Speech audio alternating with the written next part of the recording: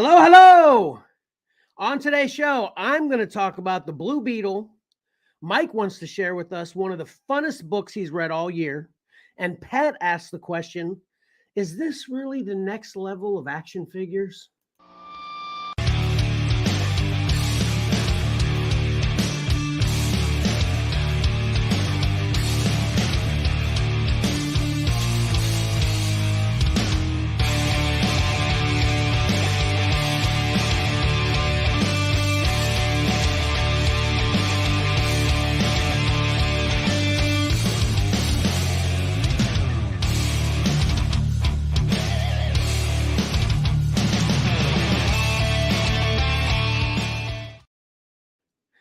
Welcome to your favorite live streaming whatnotting podcast, Comics and Collectibles in the Crawl Space. I, of course, am your fourth or fifth favorite podcasting host, Kevin. And I am joined by all the regulars. I think we're setting a record for consecutive shows with everyone here. First up, the shark, gorilla, and Western comic lover, Mike. What's up? Hey, good morning. I like that intro. And then, of course, our resident collectibles guru, as much as all other geek things, Pat. That's me. Hello, everyone. And then last but not least, our awesome behind-the-scenes magician, Karen.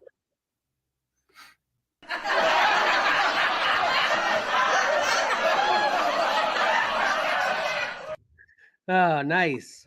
Do you guys love when I overact the teaser a little bit? Wasn't that good? No, I love it. Thanks. All right. Let me get me everybody equal size here. Sorry about it. Okay. So did you guys notice the title while we were doing the pregame at all? No. That I went and saw Blue Beetle? Yeah, I didn't notice that, but I did notice when you said you're going to talk about Blue Beetle. I was like, oh, man. I was going to see if you wanted to go see it Tuesday with Mark and I are going to go see it. What the heck? Who just put something up? That isn't me. I'm not doing that. I'm trying to... Oh, this is you? Okay. It's not coming up for some reason. What was it? It's for the Cover Combat, to share my screen. I usually have it up before the show starts. And as you started, I was like, all right, we're ready. I'm not ready. How did I forget? Okay. So, yeah, sorry. I already saw the Blue Beetle. Me and Lexi went and saw it yesterday. So I wanted to talk about it. But you're going to see it Tuesday. Dadgum. I have to watch Tuesday, $7 at the Alamo. Yeah, it's my I'm going to have to give a spoiler-free review for you then because I don't want you to exit. But anyway, I can't wait to talk about that, of course. Yeah. But and did you see it this weekend, Pat? No. Okay. Are you gonna see it? It's not really on my radar. Gotcha. All right, but what everyone is here for, I'm sure, especially at the beginning, is the next round of Cover Combat. And now, are you ready, Mike? Yeah, sure. Yeah. Okay, here we go.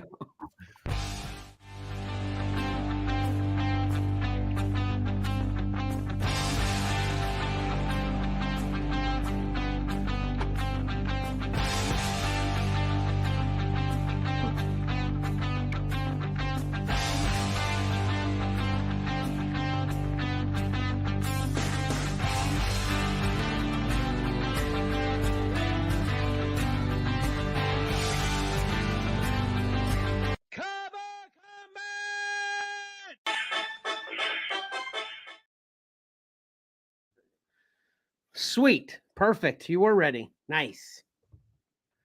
Muted, Mike.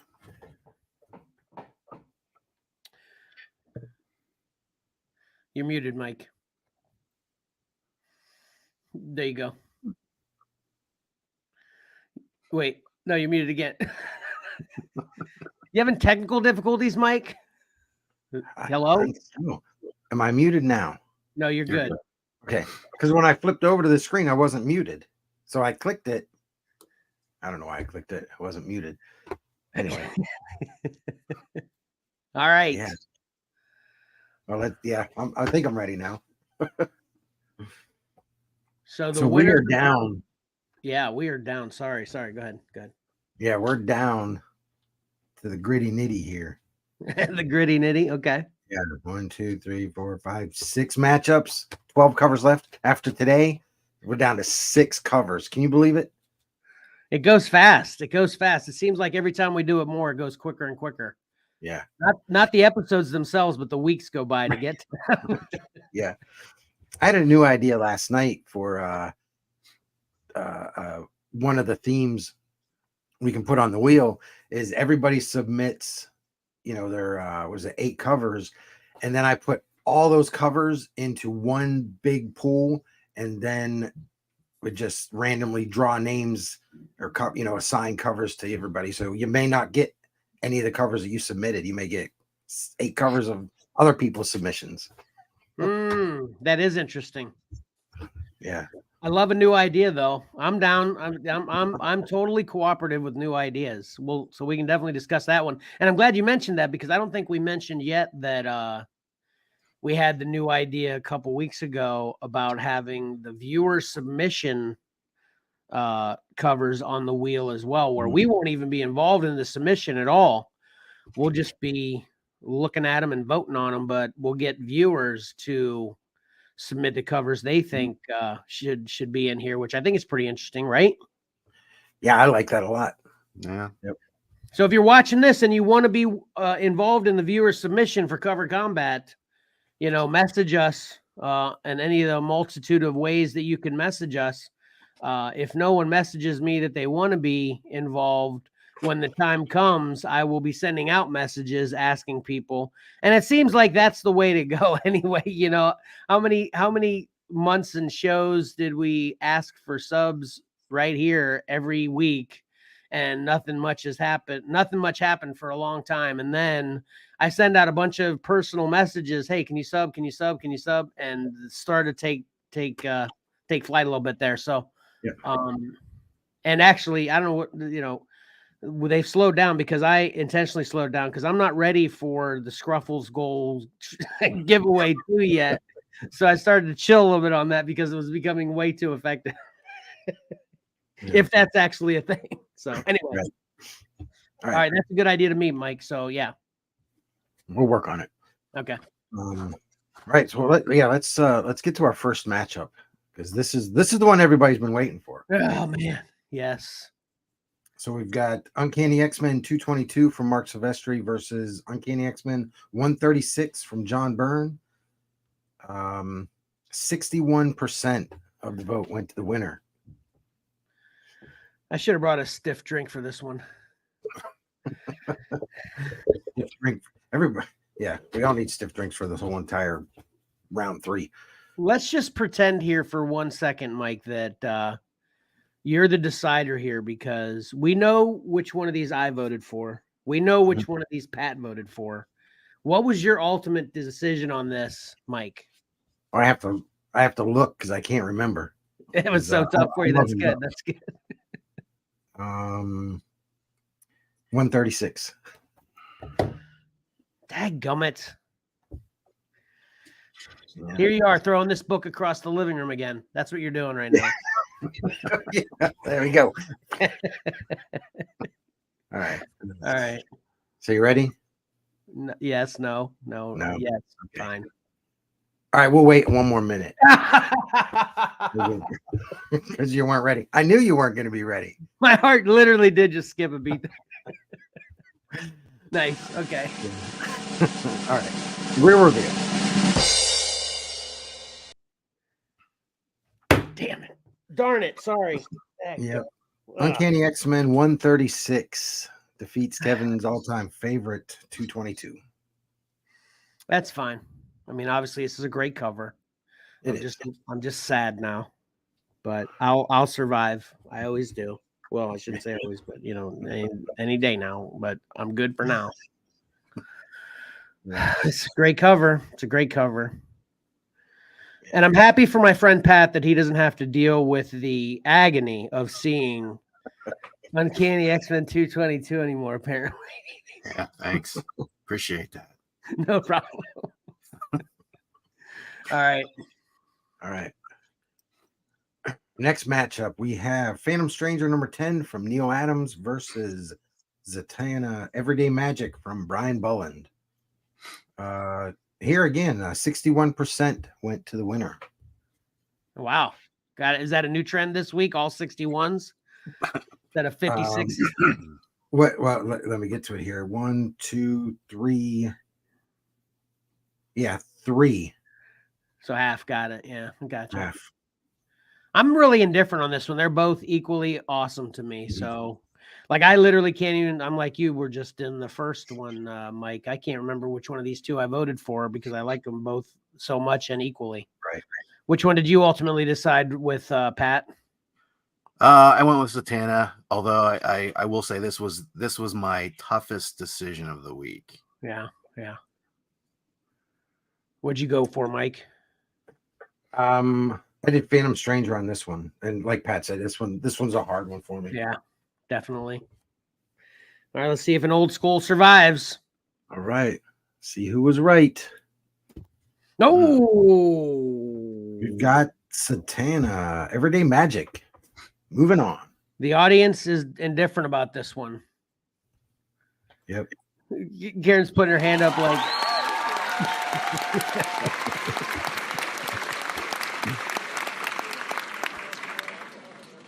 All right, the audience liked it. Yeah, that's good for me too.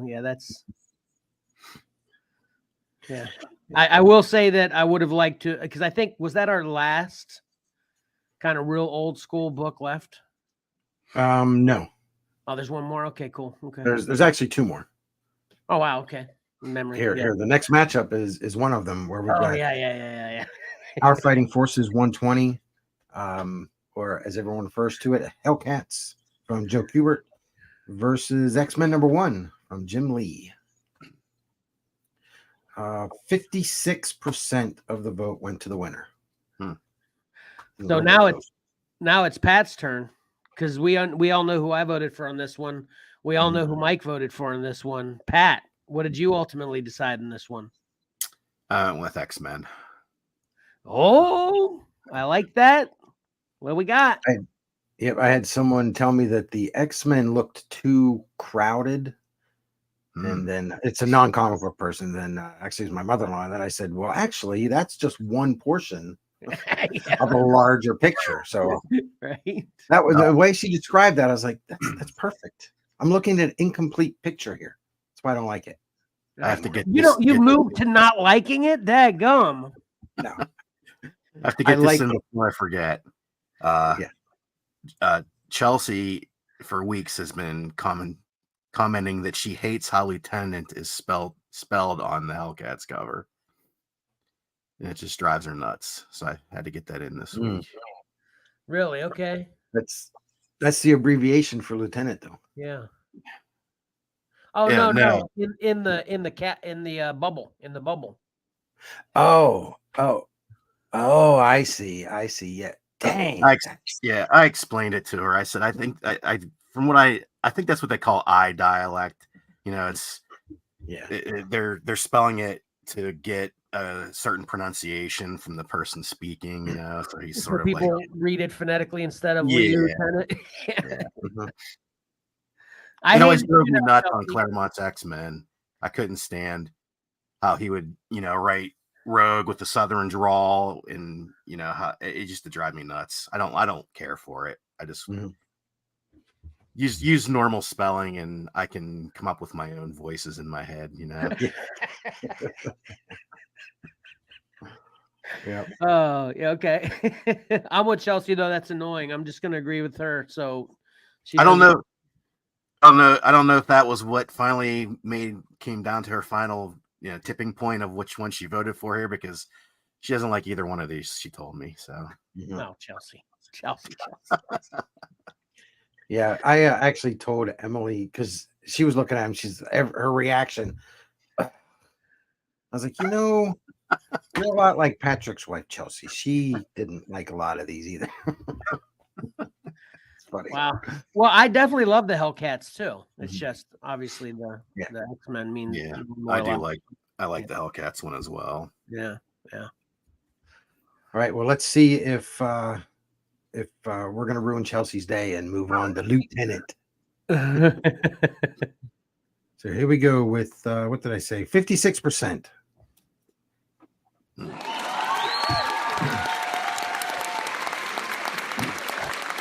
Nice. Jim Lee's X-Men #1. Still winning. Nice. Yeah. Been winning since when did this come out? 92? Yeah. Deservedly so, and I'm not over it yet. So why when you said you had a long box of these, I'm like, I want to see that long box because I want some of them. Yeah. All right, next up, X-Men Legends #1 from Art Adams versus Obi-Wan and Anakin #1 from Marco Cicchetto. 61% to the winner here. This one was really tough for me. I love both of these for different reasons, but there's a lot of reasons for me to love both of them. Yeah, on a lot of these, I don't even remember I couldn't even remember which ones I voted for because I like them all. You know, yeah. Where are you on this one, Pat? You're X-Men, right?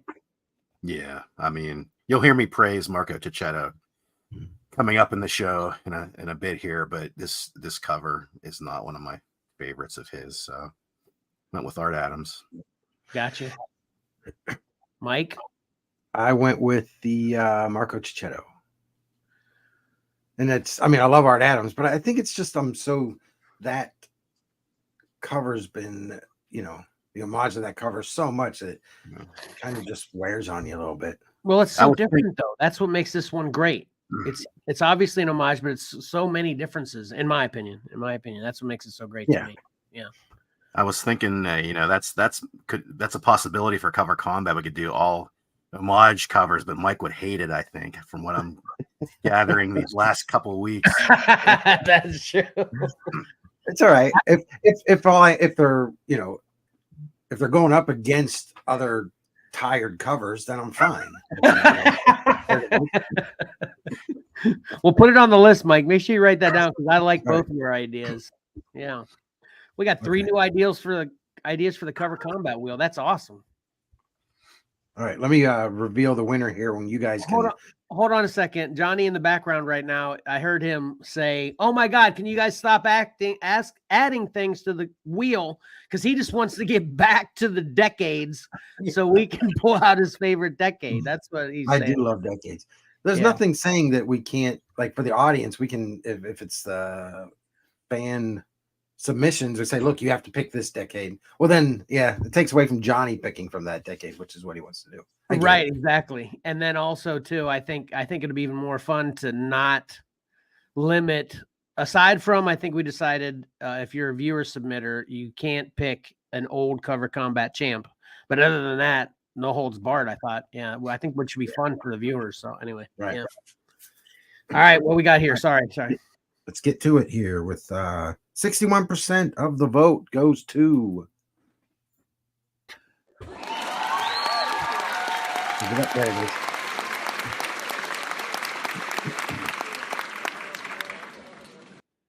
It's a good day for the X-Men. Yeah. X-Men Legends #1. Nice. That's the only annoying part about this book. Every time you say what the title is, that's when it's annoying. Everything else is perfect for me. And think about how cool it would have been too, or it could have been, if the X-Men was the same. It doesn't say the Uncanny at the top. It just said Legends in white underneath. That'd be like so perfect. Yeah. Right. They could have done that.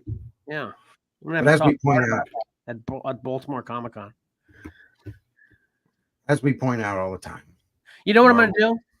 I'm going to take this book to the Baltimore Comic-Con to have Art remarket just saying Legends underneath. Right. Wouldn't that be awesome? It'd be expensive, but yeah. A $200 touch-up. Yeah. All right, anyway. So, yeah. We doesn't have to remarket. You can just say, look, can you just write it? Signature cost, right? Yeah. That's true. That's a good point, Mike. I'm going to try to sell that to him when I talk to him. All right. This isn't a remark Next. cost. This is just an autograph cost. Exactly. We've got Astro City 41 by Alex Ross versus Obi-Wan #1 from Ken Lashley. 56% of the vote. A lot of close ones. Pat, what say you on this one? You went Astro City, right? Yeah, that's now that I'm looking at it, it's kind of the matchup of the wrinkly clothing, but I can't stand Obi-Wan's robes on that cover for some reason. They're just too clingy.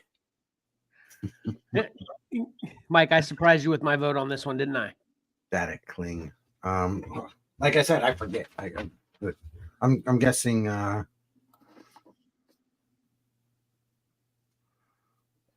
I went Astro City as well. Yeah. Yeah, you did. Is that where you went? Yeah, I went Astro City as well. Surprised this one's so close then. Star Wars. Wow, that's just 3 of us. Yeah. There's a whole army of voters out there that may have thought otherwise. Would you say, Pat, it's the Star Wars factor? Yeah, Star Wars factor. Yeah. Yep. That does come into play. My wife, she's like, "Oh, look, it's Star Wars." And after she votes, I'm like, "Well, you got a couple of them right. The rest are all wrong." All right. So let's see if the 3 of us are right or if everybody else is. Not saying we're the only 3 that voted for Astro City. You're right.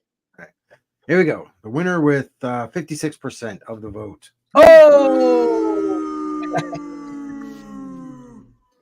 The studio audience wanted Obi-Wan. Sorry. Yeah. Astro City 41 is moving on. Nice. Like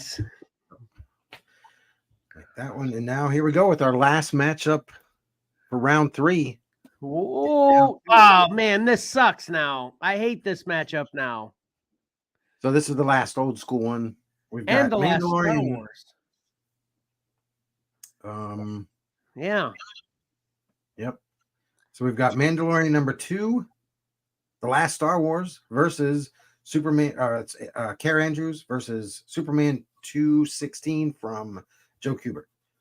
Yeah, so The Last Star Wars and the last old school book going up against each other. That sucks. Cover Combat 5. Once again, 56% of the vote went to the winner.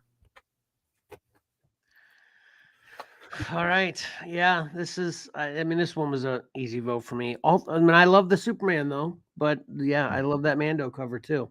What way did you land, Pat? I landed the other way. That Mando cover is just too muddy for me. Yeah. So I went for the Superman. So Mike? Yeah, I went Superman too. I've voiced my grievances with that Mando cover. Yeah, I know. Everybody seems to have the same grievance, I think, right? Mark doesn't. He looked at it last night and he's like, "Man, I love this cover so much." And he loves the Superman too. But yeah, he just couldn't stop looking at that Mando cover. Yeah, I'm on the same page with Mark. Yeah, I've actually grown to like this Mando book more as it's moved along in Cover Combat. And actually, I can say the same thing for the Superman too, but it's just been, I started a little bit higher with the Star Wars, and as they both have moved up, it's just been consistent. Yeah, so anyway, yeah. Yep. All right. So let's see if Kevin and Mark are correct or if Pat and I are correct. 56% of the vote goes to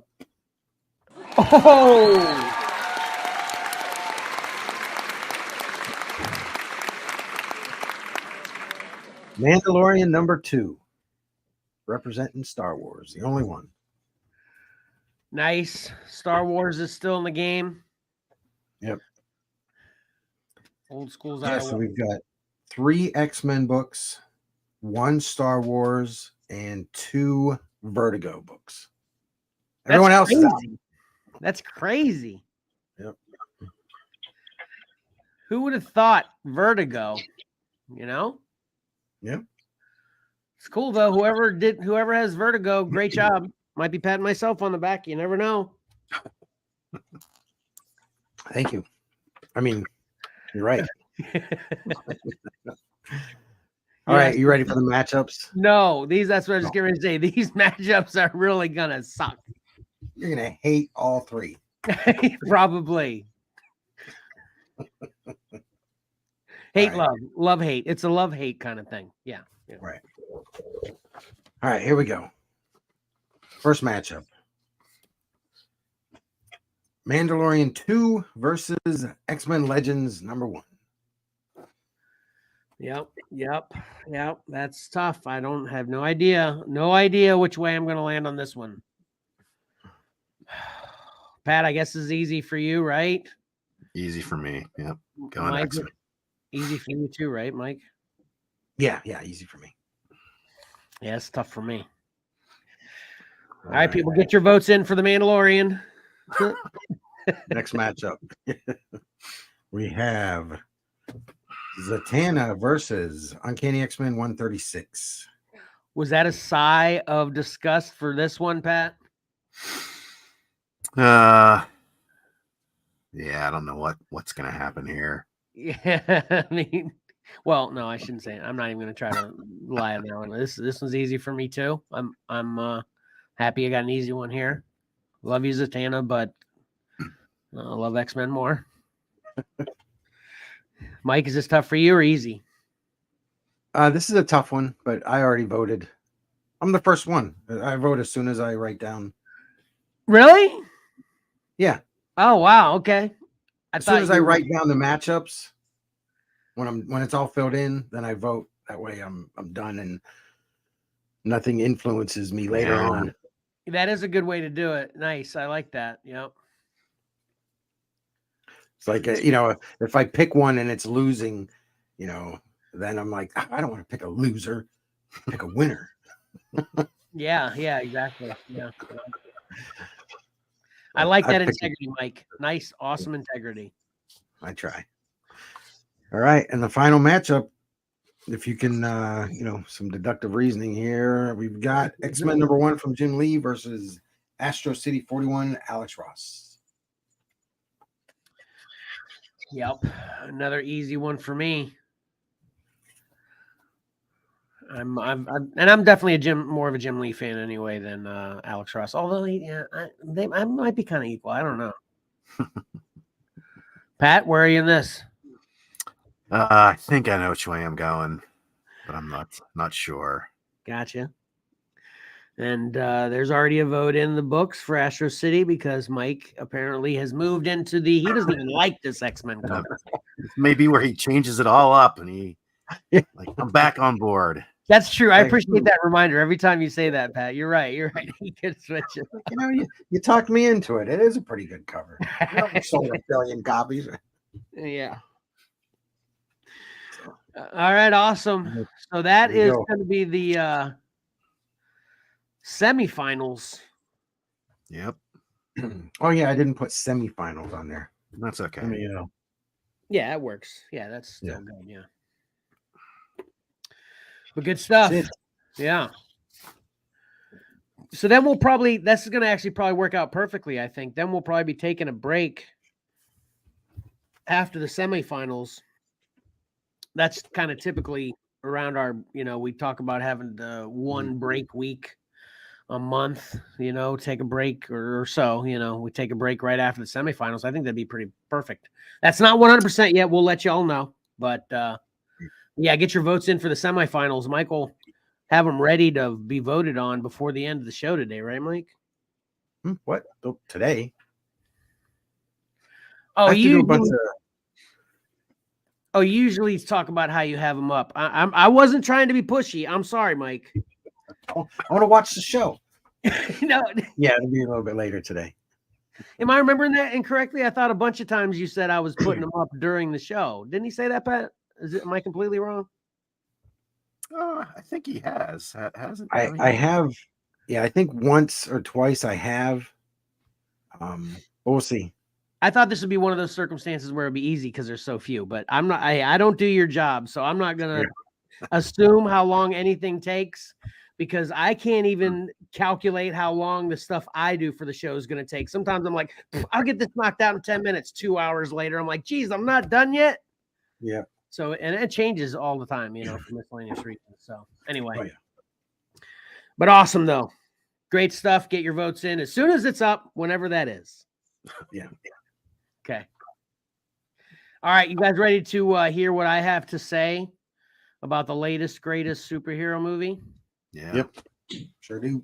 All right.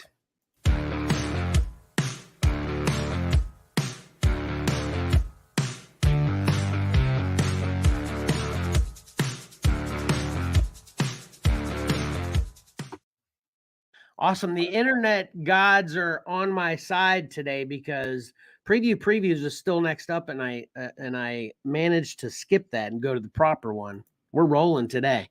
I probably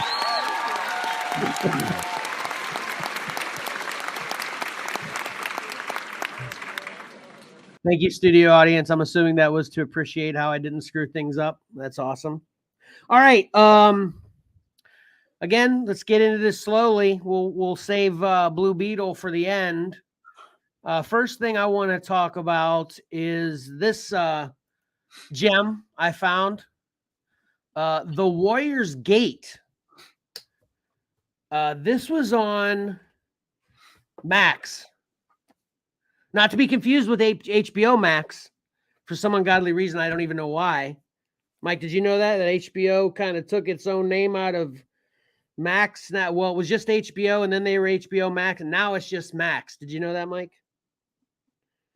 No, I have. So HBO doesn't exist anymore? Not in the app, at least. Right. Okay. The So app it's still is the just same called channel. Max. They just changed their name. Yeah. Isn't that Okay. crazy? Yeah, I don't get that change at all. I think HBO has sort of like a quality to it. You think HBO, you think, and Cinemax was always the second tier, sort of. Exactly. Yeah, exactly. That's exactly what I was going to say. Yeah, you always thought of Max as it was kind of with what they used to put on Cinemax, it was kind of the butt of the joke for a while. You're watching Cinemax, you're either watching garbage or adult stuff, right? It's like HBO. Yeah. So it's crazy. Anyway. Yeah, it's like the VH1 of music videos, Right, exactly. So go figure. But anyway, the Warrior's Gate, first thing I wanted to say is do not confuse it with Enter the Warrior's Gate. Actually, you can confuse them because they're the same exact movie. Another thing that's goofy, besides for HBO changing their name to just Max, I have no idea why this is called the Warrior's Gate, because if you look anywhere, including in the movie, it's called Enter the Warrior's Gate. Like literally the title of the movie, when you're watching the movie, it calls itself Enters the Warrior's Gate. Enter the Warrior's Gate. But for some ungodly reason, I have no idea why, Max has it as the Warrior's Gate. And depending on what you're looking at and where you're looking at it on Google, it'll give you a mix of both. It's so, these kind of things just, I don't know whether it's annoying when I'm not even talking about a movie yet, about these little things that are so weird, right? They're just goofy. Why, Pat?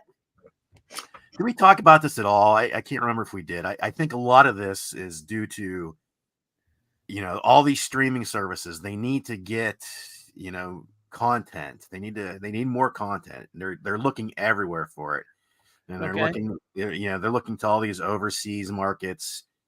And with it, I think comes these name changes. They Americanize it, think, this will market better to an American audience with this name change, or who knows what. But okay.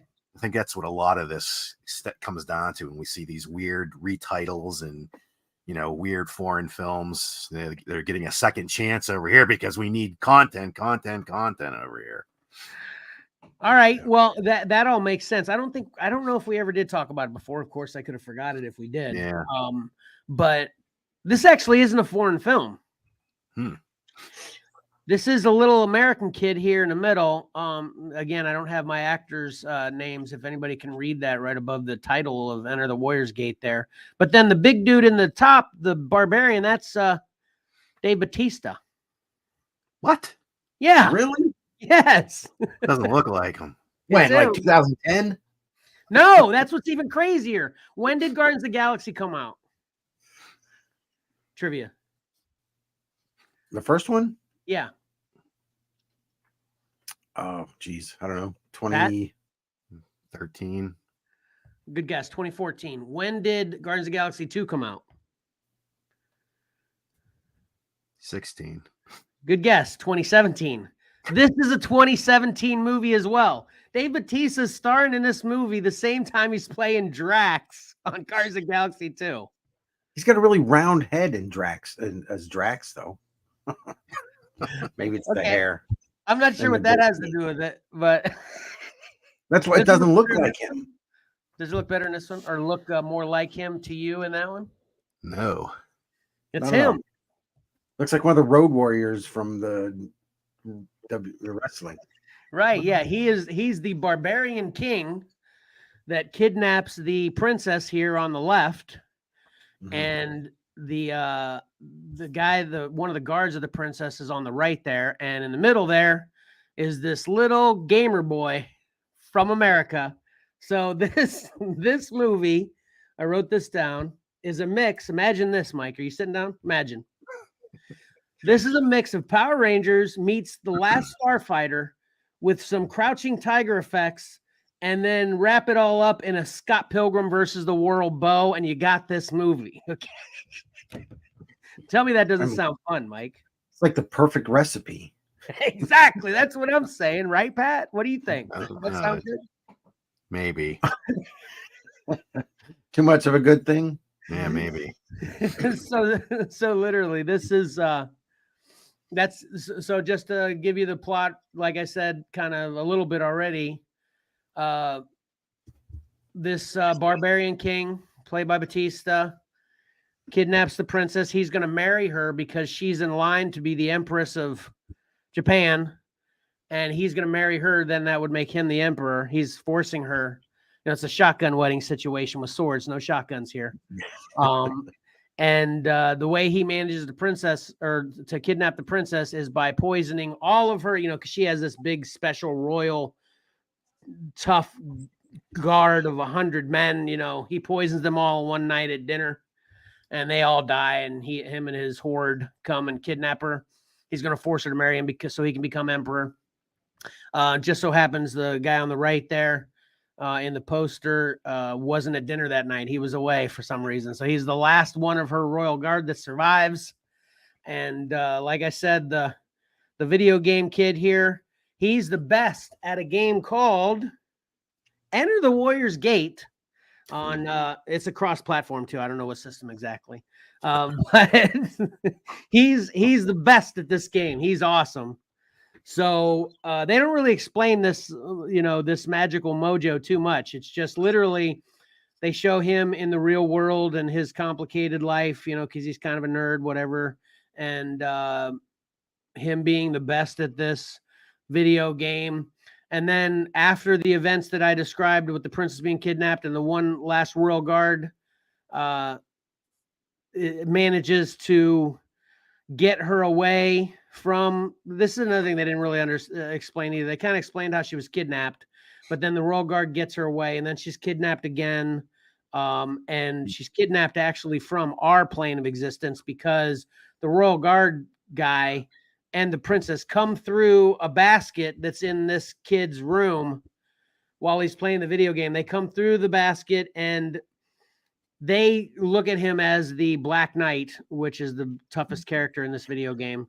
And he brought the princess to the Black Knight to be protected by the Black Knight. Because and he goes back to his realm of existence, leaves them to their own devices. Of course, the kid and the princess develop this relationship while he's watching her the whole time. He can't really fight. He's just a nerd. Anybody that comes through the basket to try to kidnap the princess again gets beat up by the princess, while the gamer boy is just kind of barely surviving. He just ducks enough to live, but doesn't know any fighting. Then he takes her to the mall and they do all this fun stuff on our plane of existence. But then, like I said, he manages, the Barbarian King and the Barbarian King's henchman manages to kidnap her again. They take her back into the pot to the video game's existence. And of course, at this point, the video game boy loves her so much because they spent a day at the mall together. He must jump into the pot as well to go save her, even though he can't actually fight. And then, you know, her royal guard guy trains him how to fight a little bit. So then he kind of takes this Rey Skywalker curve. He goes from not very tough to he can do all kinds of judo action after one lesson on the beach when him and the Royal Guard guy are chilling while they're taking, a break in their journey. So obviously everything I just said is ridiculous, but this movie, there's no doubt, knows it's being ridiculous, and as long as that's the case, me, Batman Robin, I can appreciate some ridiculousness whenever it's obvious that the show isn't taking itself seriously whatsoever, and this doesn't. And like I said, mix in some Power Rangers action and some serious Crouching Tiger moves in there. This is a pretty fun ride. I would actually hazard to guess that both of y'all would like this better than you liked Batman and Robin for sure.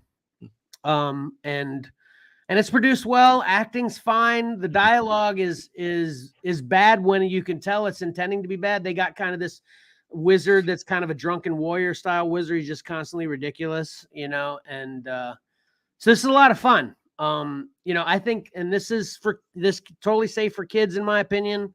So I think this kind of thing, like probably Valor and Mark would probably like this a lot too. I had a fun time just shaking my head, grinning from ear to ear, watching this entire thing.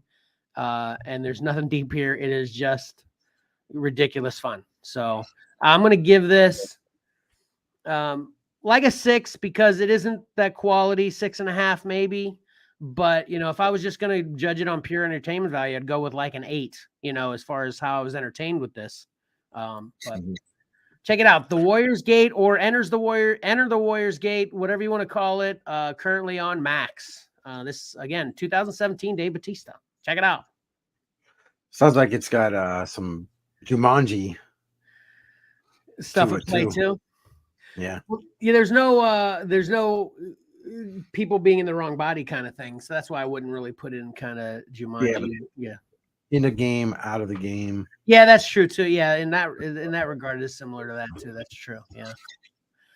All right, then I got serious because you have to level yourself out, and I actually rented After Yang on Vudu.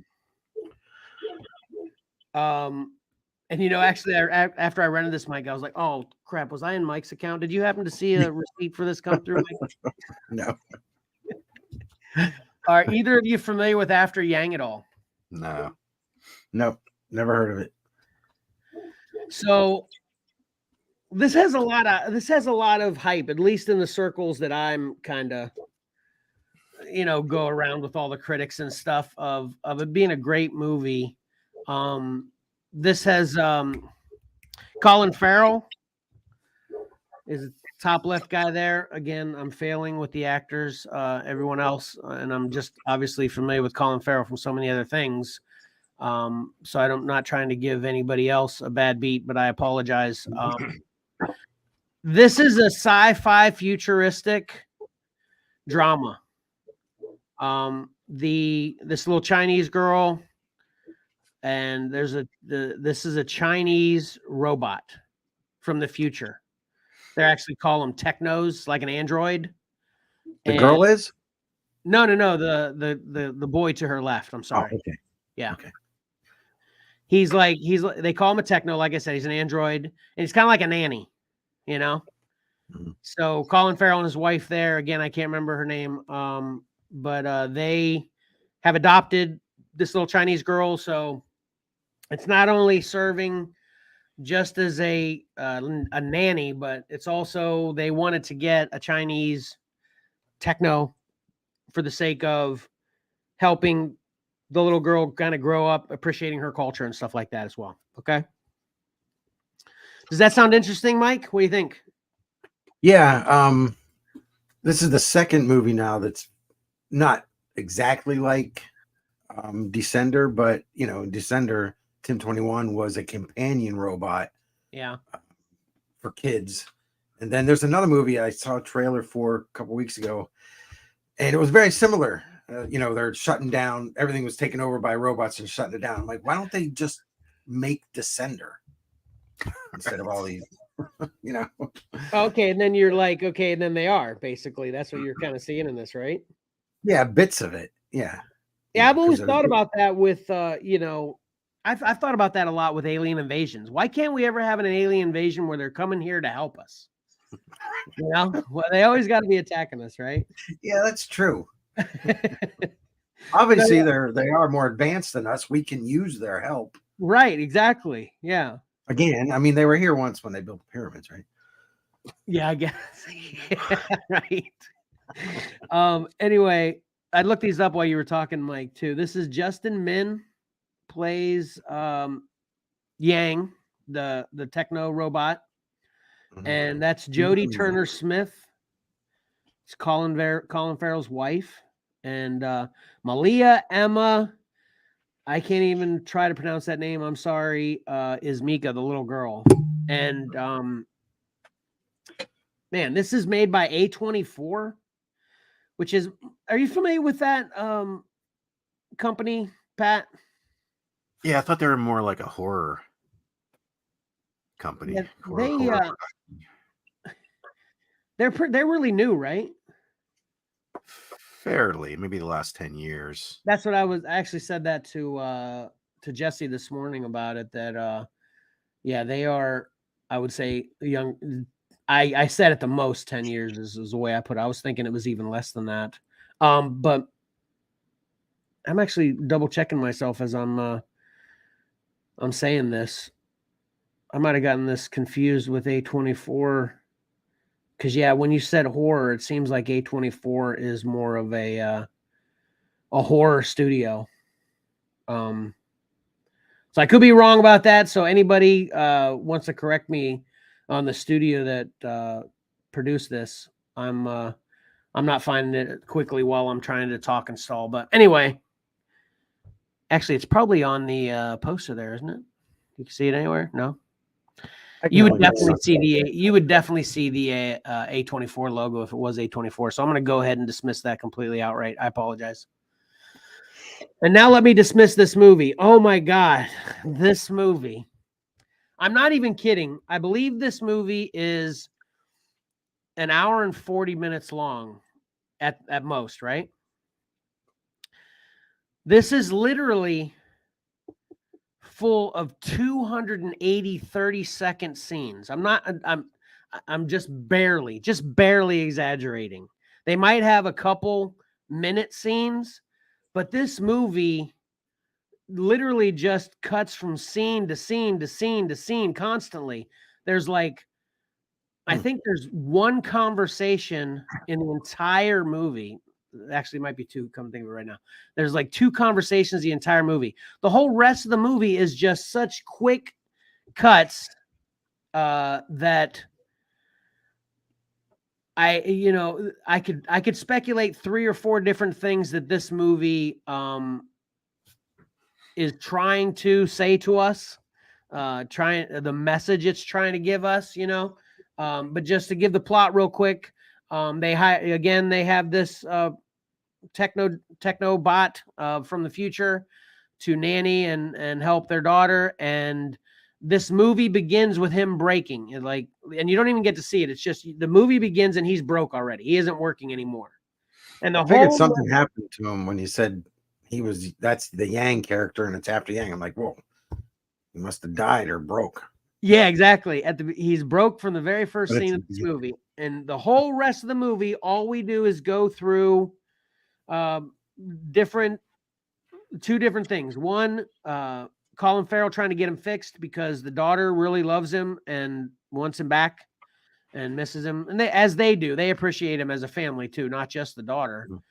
So we're going through these, again, 30 to 1 minute cutscenes throughout the movie of Colin Farrell either trying to find a way to fix him and bring him back, while also he's just kind of going through this journey of appreciating and flashbacks about him and all this. And man, if there's a story here, I couldn't find it. I literally, what I told Jesse was, I wanted to see this because the trailer seemed interesting. If you two want to check out the trailer, anybody else watching too wants to check out the trailer, The trailer seemed totally interesting to me because it was like, oh yeah, that seems really cool. What's going on?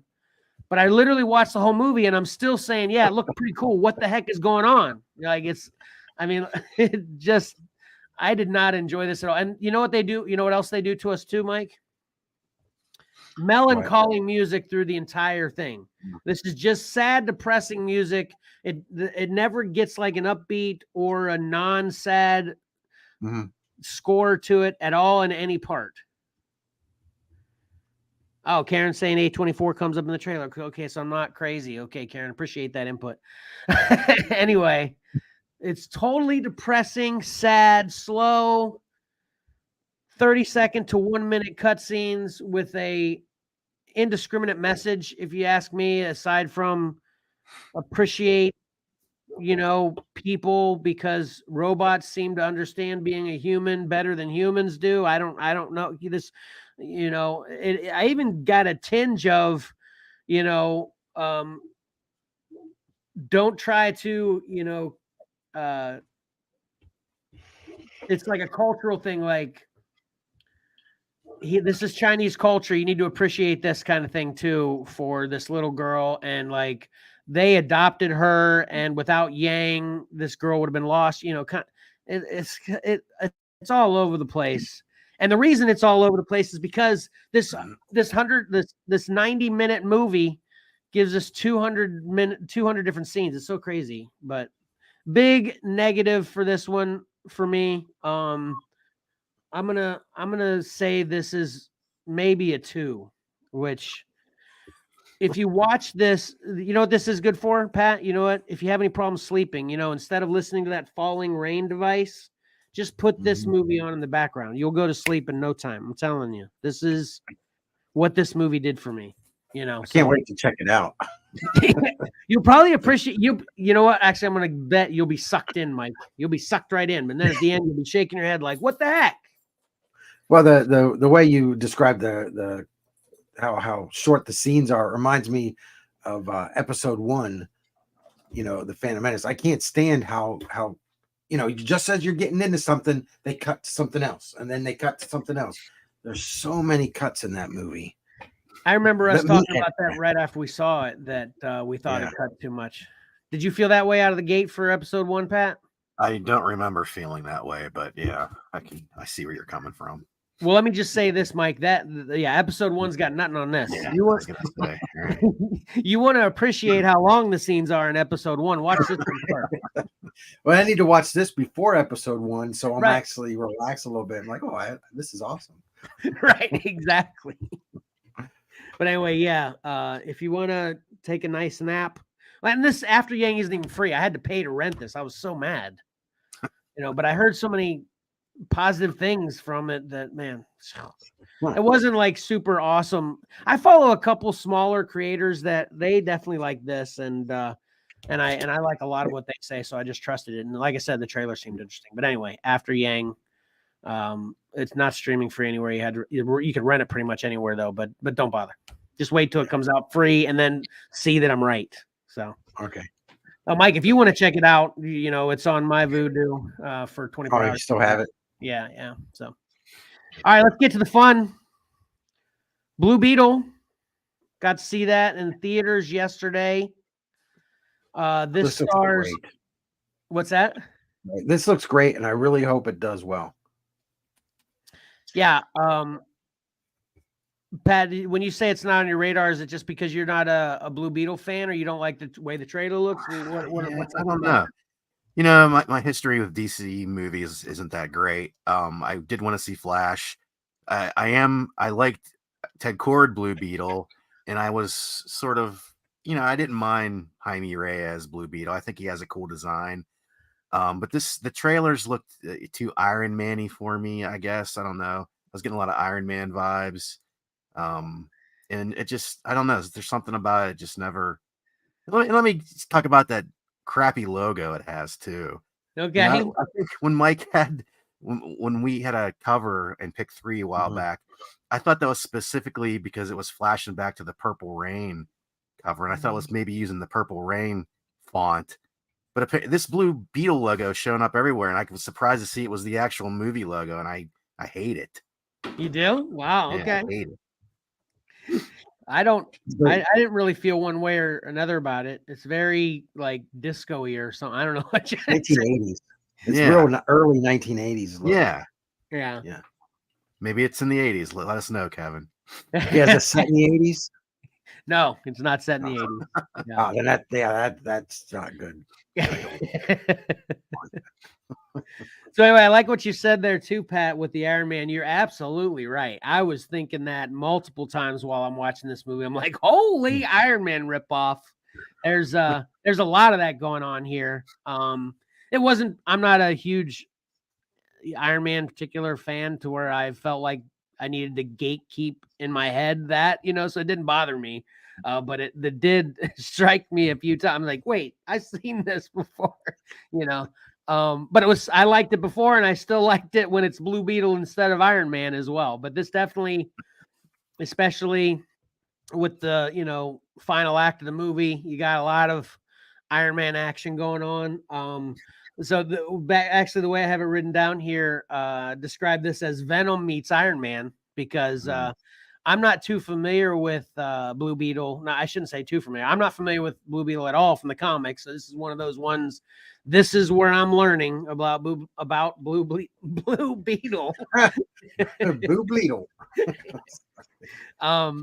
But yeah, is that how he works in the comics, Pat? Is it really Venomy? Like when the Beetle attaches himself, I expected it to be kind of like, again, Iron Man, where he, when he wants to armor up, he kind of does this, wraps him in armor kind of thing, but it's more of a Venom kind of leeching out and taking him over kind of thing. How did the comic books express it? That's how he was, this new Blue Beetle. I think that sort of fits with what I remember. He was sort of a reluctant hero. He didn't want the Beetle. He didn't want the Scarab. Yeah. It was kind of intrusive at first until he learned to get along with it. And I'm not going to call this a spoiler, but I don't know if you're going to be mad at me, Mike, but I don't think you will. Okay. You're fine. Okay. Yeah. I'm fine with however you want to review it, because okay. This movie does. Sorry. I assume I'm going to like it. I'm going to have fun watching it with Mark. So yeah, I'm cool with whatever. This movie does pay homage to the other Blue Beetle you were talking about too, Pat, whatever his name was again. Ted Cord. Yeah. This movie plays homage to that too. So, there's a couple things that are annoying about this to me. You may have seen in the trailer. I think I saw it the first time in the trailer. George Lopez calls Batman a fascist. I didn't care for that. Batman is not a fascist. I've seen actually that making the rounds sometimes in videos where people are like dogging Batman. I mean, he's obviously, narcissistic, kind of eccentric, arrogant, but kind of has to be to be Batman, right? But aside from that, everything else about him is good, in my opinion. So I hate when Batman gets a bad rap. But anyway, I'm gonna gatekeep Batman till the day that I die. Yeah. But anyway, and then there's a couple other kind of hokey things that I'm not even going to mention since you haven't seen it yet, Mike, or you, for that matter, Pat. But basically, I mean, this is an origin story, of course. We see how Jaime gets the Scarab, and then, of course, it attaching himself, and then him becoming Blue Beetle, and it's kind of got a Greatest American Hero kind of thing where. And I use that as an old school reference, but you know what I mean, where he doesn't know how to use it, and it's kind of like Venom again in the way that he can talk to it, so he's kind of trying to control it, telling it what to do. It doesn't want to listen sometimes, it wants to listen other times. So this whole, I'd say the first half of the movie is just him kind of having this how'd you describe it, Pat, with this relationship where he doesn't want to really be a part of it. Contentious relationship. He doesn't really want it. Yeah. But then he starts to get his act together, and then of course that's just in time for when the baddies are coming after him. This has Susan Sarandon's the bad girl, in this, and she's of course, the evil corporation that's after the Scarab, And of course, since he's attached himself to Cobra Kai Kid. You know what the Cobra Kai Kid's name is, Pat? I do not. Mike? I don't remember. Emily actually pointed out to me that he was in Cobra Kai. I was like, I didn't recognize him. Oh yeah. He I've got to spell this for you, and then you can pronounce it, okay? You ready? Sure. Xolo is his first name. Zolo. And his last name is Mariduen with that squiggly thing above the N-A. Zolo Maradina. Sounds good to me, Pat. Right? That sounds good, right? Yeah. So Zolo, we looked it up because I was like, I've never heard that, of course. It is, I think it's an Aztec word that means something about dogs. It's like, it's kind of an interesting name though. That's for sure. And I think he's a really good actor. I thought he was a really good pick for Blue Beetle because I love Cobra Kai, and he's a real similar character in this as he was in Cobra Kai. I thought he did a good job. And then everybody else, this movie obviously is, big money. So it, in my opinion, I don't know what you think of the CGI on this one, Pat, but I think it looks great. The production quality's good, acting's good, dialogue's fine. Honestly, the worst, the one who got the short end of the stick in the dialogue, in my opinion, or maybe she's past her prime, was Susan Sarandon. She was the one that throughout this movie, when she's doing the acting, I couldn't exactly figure if I was more annoyed by the way she was acting or what she was saying. It was kind of hokey. And there's just a bunch of little hokey things with this. It doesn't take it too seriously. But when it gets into the action, which is a little bit later than I would have preferred it to, there's definitely sprinkle action throughout, and then they get to a big finale kind of thing. But this is fine. I thought it was definitely a fun one-time view for me, at least. I might check it out again in the future. Who knows? But it was definitely fun. I gave it 7.5 bags of popcorn. Like I said, I saw this with Lexi. She gives it 9 stars. A bag of popcorn is totally copyrighted by the podcast, so she just gave it 9 stars. But anyway, she loved this movie, which I was a little bit surprised by. You know how when you're kind of watching a movie with somebody, you kind of get a feeling of how they're feeling about it, And I was not getting 9 vibes out of her while we were watching it. But yeah, when she gave me the 9, I was like, wow, that's awesome. I mean, so it's a lot of fun. It's definitely a positive review for me in general. And so check out Blue Beetle. I think it's already doing pretty well. So, and I haven't heard, has anybody heard any negativity about this at all yet? I haven't. No. I mean, aside from the just want to hate every DC superhero movie that comes out, So anyway.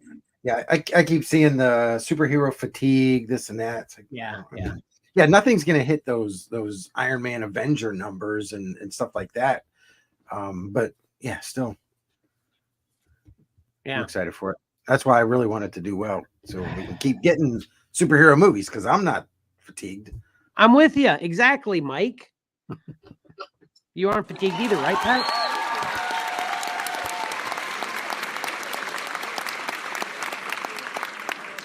I'm just fatigued with the excuse. It comes down to the quality of the actual movie or show. Yeah. Not the concept behind it, I guess. Yeah. Right. Yeah, no, I totally agree with that. I am fatigued by crappy superhero movies, but yeah, because it's just like horror and comedy. It's a genre, it's superhero genre. We've got sci-fi and horror and everything. I'm not fatigued with those. Since we're talking about crappy movies, I did want to mention one other thing too, and then I'm gonna, if you guys have anything you want to chime in before I end my segment in general, but Star Wars, I just learned something new. Did anybody hear this whole thing about Zack Snyder and having written a screenplay for episode 7, 8, 9? Did you guys hear that before? No, I don't think so. Yeah, so well, I actually shouldn't say he wrote it. I may be speaking a little bit out of turn, but in general, he wrote a screenplay, or he had this Star Wars idea for 7, 8, and 9 that he actually pitched to Disney or whatever, and he wanted it to be rated R, and they canned it. They didn't even give it a chance or even consider it. So you know what he did? Just changed a couple characters' names, and now he's making a trilogy. Boom, Mike. Exactly. Have you heard about this, I think Pat? it's a treatment is what it would be called. Yeah, and check this out. Well, actually, I got to do this one time for both of you. Guess what? Okay, based on everything you just heard, right? What is the first movie of this? I don't know if it's going to be a trilogy. I just wanted to say boom about your guess, Mike. I don't know if it's actually going to be a trilogy, but there's one coming out. I think it comes out in November. The first one's coming, or at least one. I don't know. I keep misspeaking. I don't know if it's the first one, but there's one coming out in November. Based on everything we just talked about, what's the name of that movie? Go, Mike. Star Killers. Nice, Pat. I was thinking more specifically to like episode 7, like The Power Awakens or something like that. I like that too. No. The Rebel Moon. That sound cool? Total ripoff of Star Wars. Yeah. I can't wait to see it though.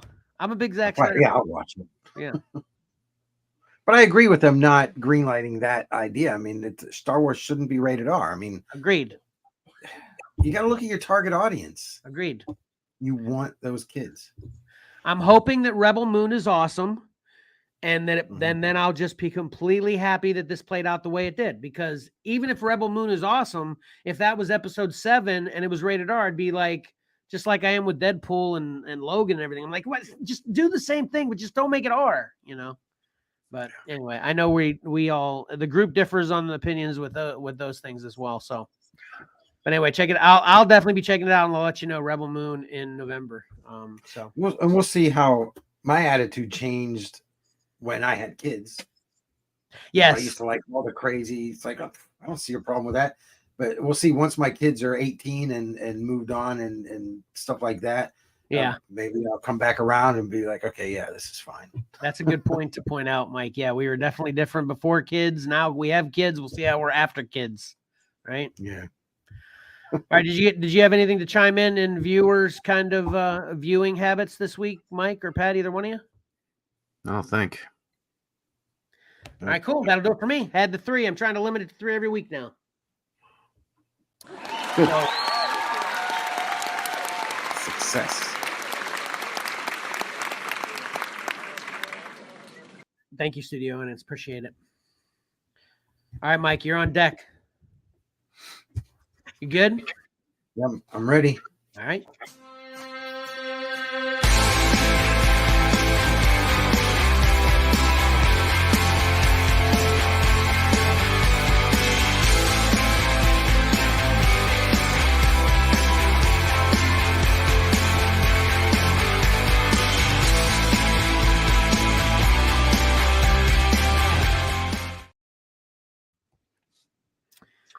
All right.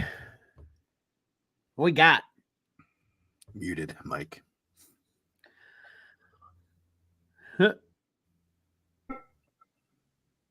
Hey, Mike, are you manually muting yourself during the video intro? No, I'm not touching anything. Oh, And also, I'm only getting part of the intro. Everything's glitching. I don't know. That's weird. It's cloudy out. All right. We have fiber optic. Yeah, that's working. Yeah.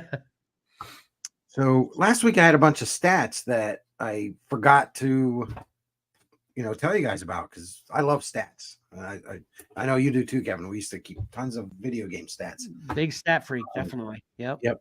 But so here's it should be popping up there any minute now.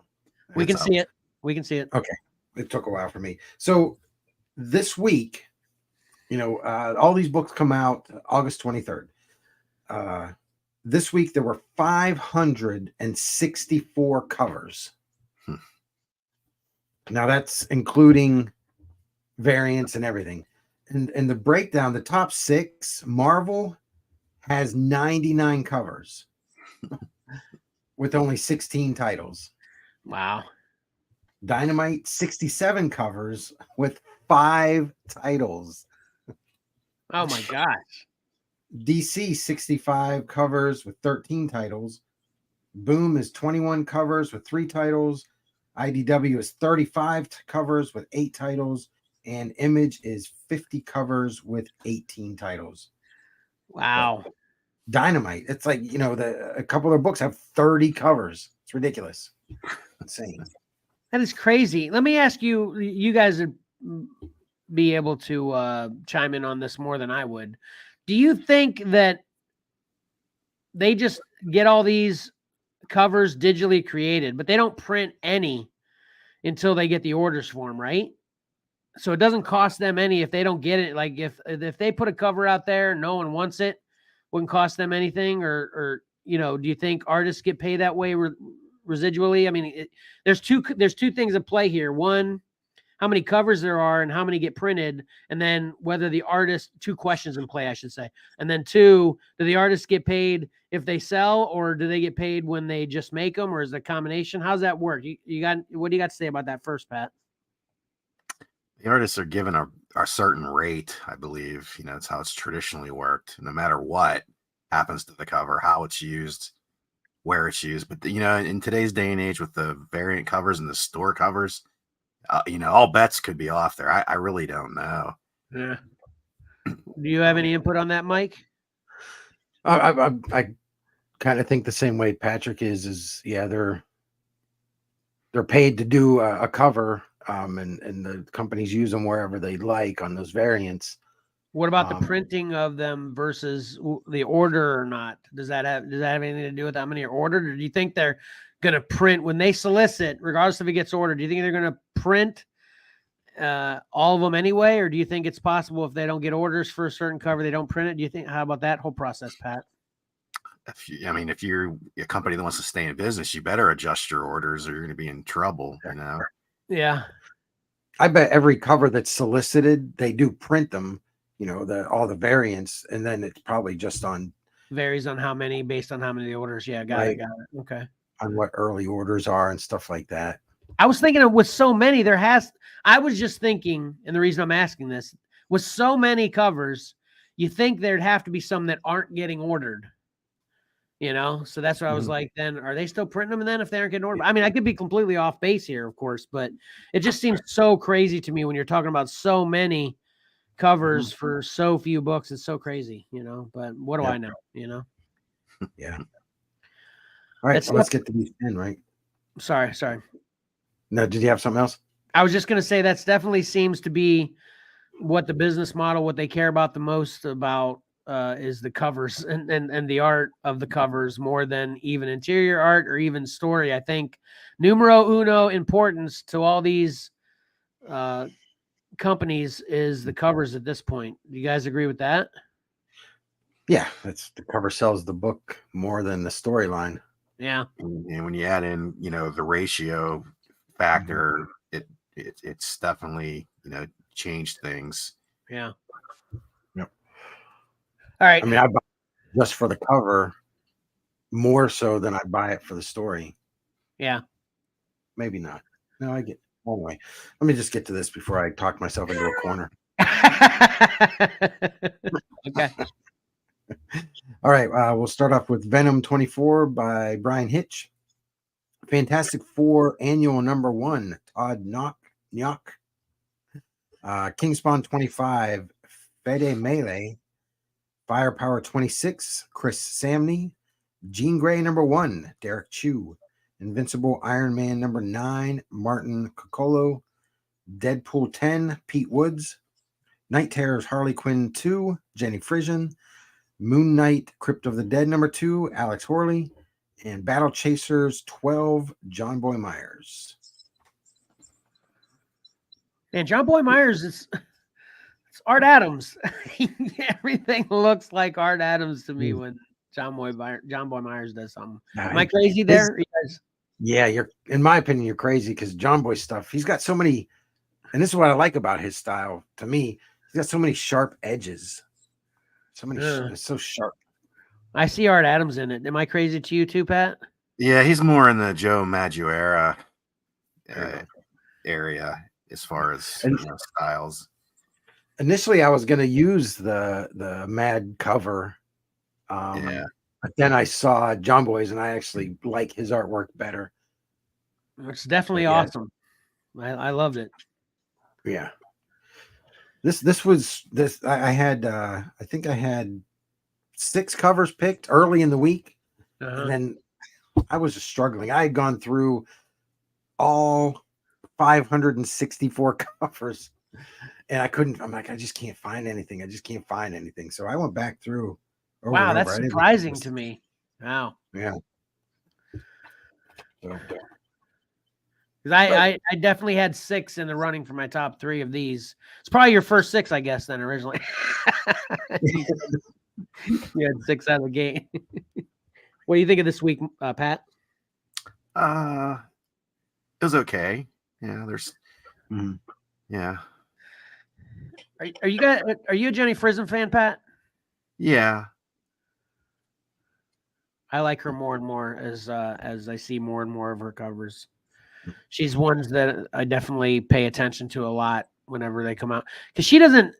Most of her covers are A covers, aren't they? Or am I just the ones I've seen are like that? No. I think they're B covers. Okay, I shouldn't say. See, B's are variants technically, right? But I consider. I what I should have said was hers are like the main covers aren't the incentive variants or whatever. It's just the main covers, like which include B covers for DC. Yeah. So okay. Yeah. That's what I like. Yeah. Yeah, I liked how DC did that. They kind of assign an artist to the B cover for a certain number of issues, and you can count on that artist being on there for a while. And she's one of them. Yeah, she's awesome. All right, what we got? Sorry about the lengthy intro there. All right, yeah. Coming in 3rd place, we have it's up there. There we go. King Spawn 25. Yeah, I really like this one. It's got a real creepy feel to it. Who's the artist on this? I hope I'm saying his name correctly. Fede Mele. Hopefully, yeah. Fedemele. Why are you shaking your head on that one, Pat? Because you don't know how to pronounce it either? Yeah, I had never heard never heard of this artist before. Yeah. Mike's attempt is as good as anybody's, I suppose. Okay. I don't know where Todd finds some of these guys. He discovers a lot of good artists. It's a pretty cool cover. Mm-hmm. It wasn't in the running for me because it's upside down, but I'm just kidding. I know half it's upside down. I know, but I know it's a reflection. I get it. I get the cover. I'm just being playful. Don't hate me. It's a great cover.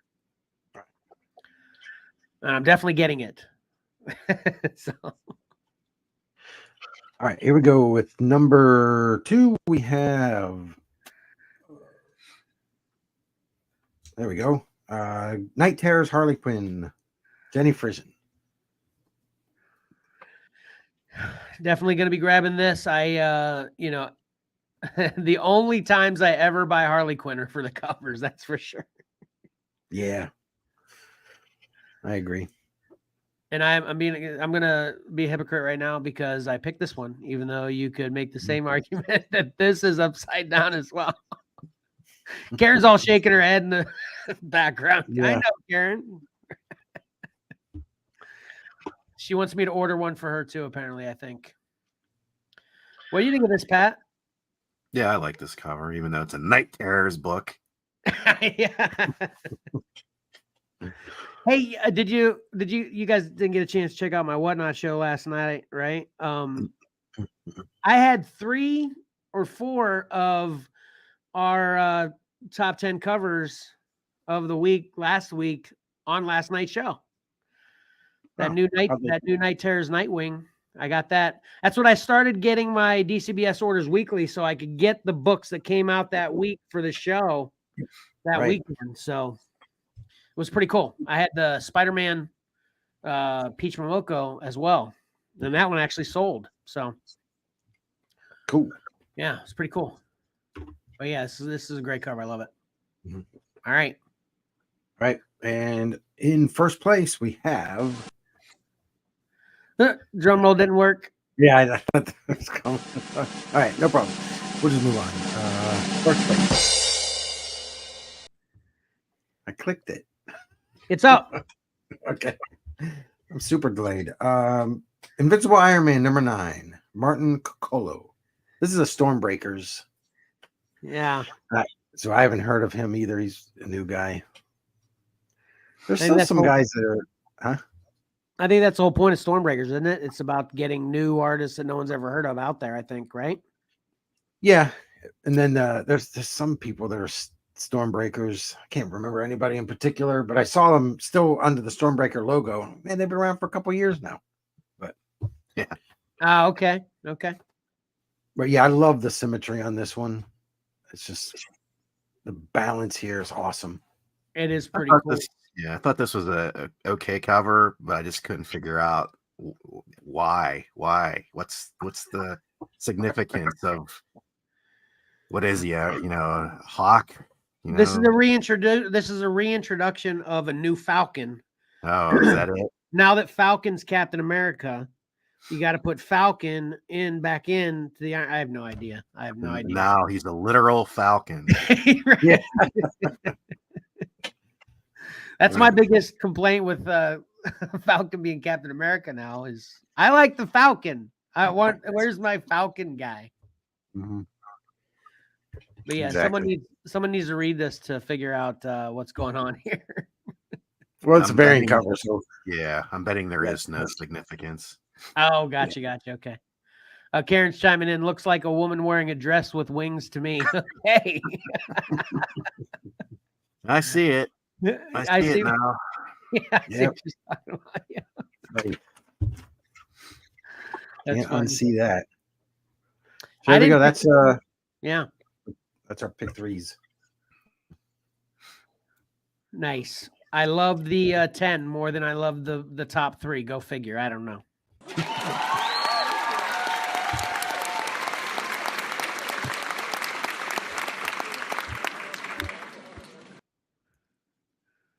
But I'm always happy when there's at least 4 more covers that I like in the top 10. And Mike, you've completely spoiled me. I don't even need to see what's coming out this week. I just rely on that you're going to show me the best 10 coming. So I really appreciate your hard work. Yeah. Oh, okay.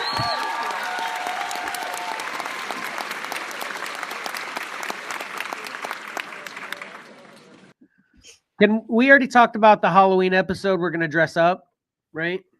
Yeah. I want to, for the April Fool's episode, I think we talked about it before, but I don't think it happened. Well, I know it didn't happen, but I think we talked about it, was us switching roles. Yeah. Where right. you do a what Kevin watched and Pat does a pick 3 and I do a collectibles. We want to do that. Would April Fool's be the best episode to do that? Would that be best or another time maybe? I mean, we can do it. We can just plan on it and then just insert it whenever. Yeah, It's that's true. What was it on Opposite Sketch or whatever? What was it on? You Can't Do That on Television? I don't remember that. Okay. Yeah, we can just So, do it yeah. anytime. No need to overthink it. Got it. Yeah. I need Right. you to remind me that all the time, Mike. Thanks. Make up our own rules. All right. Pat checked out because he's ready for his Get It or Forget It review. Are you ready for yours, Mike? I am. Yeah. Man, you're super ready today. Hold on. Sorry. All right, here we go.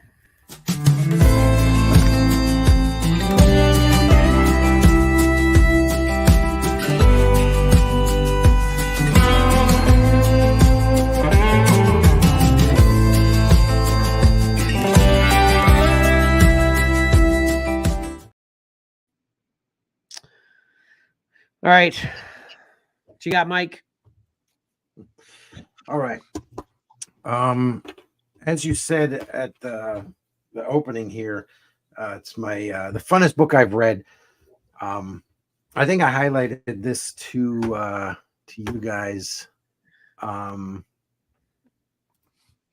you didn't seem too overly interested in checking it out. But Space Outlaws #1 from I think Scout Comics. This is so awesome. I'll just jump right in. Yeah, so many things about this that I absolutely loved. Let me tell you a little bit about it first.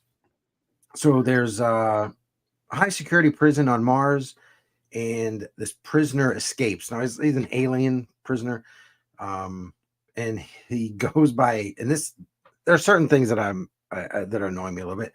His name is annoying, F24K, which it's difficult to read when you're reading it. I actually read it in my head, so I need to shorten it. But anyway, he escapes and he heads to Earth.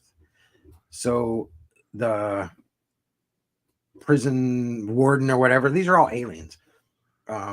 They talk about what they're going to do, and they decide that the only course of action is to send a machine who's referred to as the Overkill agent. Need to send the Overkill agent after him to catch him and bring him back. So both of them are heading off to Earth. And F24K arrives on Earth, and he the first thing he does is, since he's an alien form, he inhabits a man on Earth, and this is the guy on the cover is actually what he's going to look like as a human. And the Overkill agent lands about 43 miles away, and so it's kind of how it ends. What I love about this so much is the art style. Oh, this is all done Marco Fontanilli. He writes it, does all the artwork, everything. And mostly what I want to highlight here is some of the interior artwork. That's some of the interior. It's like the first or second page. And I love the style. It's the very limited colors. Yeah, so that's really cool. What I think is cool, it has a lot of Terminator like parts to it, and we all love the Terminator. Yeah. So we've got this page here. So we've got this panel, and that is the Overkill agent arriving on Earth. And if we go back to Terminator, yep. there's the Terminator. So they're kind of just switched. Well, like I said, that's totally Han Solo's gun in that other picture you showed too. This is a this is a sci-fi Western. Yeah, like sci-fi classic appreciation or something. A lot of that in here too. Obviously, yeah. Yep. And that cover looks just like the cover for, I think, The Good, Bad, and the Ugly, right? I don't know. I'll have to go back and look. It might have. Yeah, I'll bet you if you overlay The Good, the Bad, and the Ugly with that cover, it's pretty. Okay. I see. And then there's a little bit of Stillwater in this cover too, obviously. Right. Yeah. What I thought was great is we remember this scene from the Terminator where he says, "I need your clothes, your clothes, your boots, and your motorcycle." Right. And in this book, we've got. It's my computer's slow today for some reason. I'll pop it up. Okay, so here he says, "I want your clothes, boots, hat, and gun." Nice. So it's very, very similar. But this is what. Oh, I mean, look at that artwork. It's just so fantastic. And I'm just going to correct you here. That's Terminator 2. Because in the Terminator, Arnold took Bill Paxton's clothes. Remember? Oh, that's right. Yeah. Yeah. But it was awesome. So I went to Terminator 2. Yeah, it's been a while. Yeah. I got. I'm sorry. Did you want to keep going? I'm sorry. I got a couple. Yeah, I'm just showing some of the interiors, and then one of the things that makes it a little bit difficult for me to read.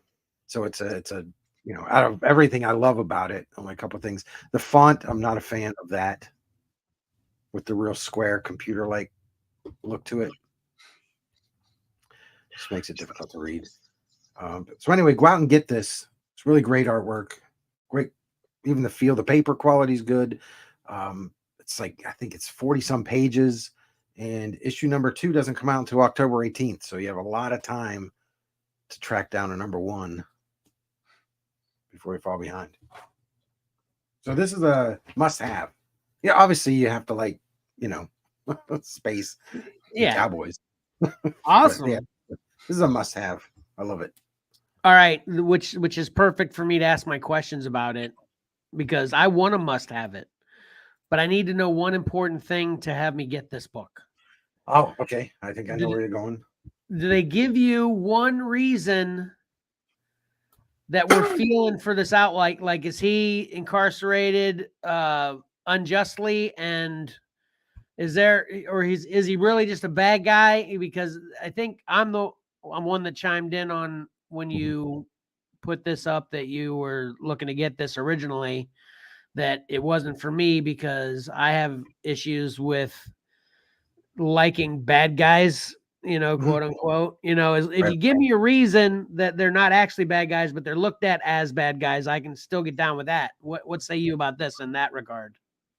Yeah, he's just an out and out bad guy. What's he incarcerated for? Do you know? They didn't say. White collar crimes or murder? They didn't say. He's just a real bad guy. Okay. It's a maximum security, or it's a high security prison. So I imagine he's pretty bad.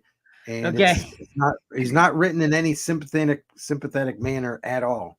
So I think who we're supposed to cheer for is the overkill agent who's tracking him down, trying to take him. Boom. That is what my next question was going to be then. Okay, perfect. So you read this and it portrays to you that you're rooting for the overkill agent. I like it. Okay, I'm down. I'm going to grab this. I don't know if he's necessarily good either, though. He just might be on par with how bad that guy is, that you got to send someone just as bad to bring him back. But at least he's on the right side of the law, I guess. Yeah, right. That's what I need to enjoy it. You need to give me a reason that the person on the wrong side of the law is there wrongly, or you want to represent the person on the right side of the law. So it sounds like I could enjoy this though, based on what you're saying, which makes me extremely happy because I love your must-have review. And yeah, I agree. This looks cool and it sounds cool. So I'm down with this. Yeah. Fantastic. Awesome. All right, Pat, what you got? What I got. Made a special trip to the store yesterday to pick up Daredevil 14, the final issue. Because I wasn't going to wait 2-3 more weeks for my shipment to come. Right. I got mine this week, and I offered this on the Whatnot show last night. Yeah, I was a little disappointed to find that. I was at least hoping I could get a variant cover, but they only had 2 copies, and they were both the Marco Cicchetto cover. So it's a pretty nice cover, though, right? Yeah, it's not a problem. I just was hoping to buy something different. I gotcha. Since I already have this one coming anyway. Oh, gotcha. Right. Now you're gonna have 2 of the same one. Got it. Yeah. But I'm happy to say this is Daredevil 14 by Chip Zdarsky and Marco Cicchetto. I'm going to give a special mention to Matt Wilson. He's the colorist. I've neglected to talk about him on this book, but he's a big part of it. And I'm happy to say that this book sticks the landing, wraps everything up in a satisfactory way. Let's start out, first of all, you can see Mike spotlighted this in the Xcellar group. The corner box highlights John Romita. And I don't know if anybody has taken a look at any of these Marvel books that have the corner box, but they dedicate 4 pages in the beginning to John Romita. Very nice. Very, very surprised to see that. But it was a nice thing to see. I actually, whenever this came up, obviously as the corner box, I think, Mike was highlighting it before. I actually looked back and he actually had passed during a week we were off. That's why we never had we typically have an episode that kind of, reflects on, artists that pass. And we actually were off the week after he passed. So I was thinking about that, man, we should have had an episode like that, but anyway. Well, Not we trying to can be- still have Pat put something together next week. That's true. Pat usually does it. He's really good at it. Yeah, he's the good one. Yeah. He's the good one. Anyway. What happened in this book? Okay, so, yeah.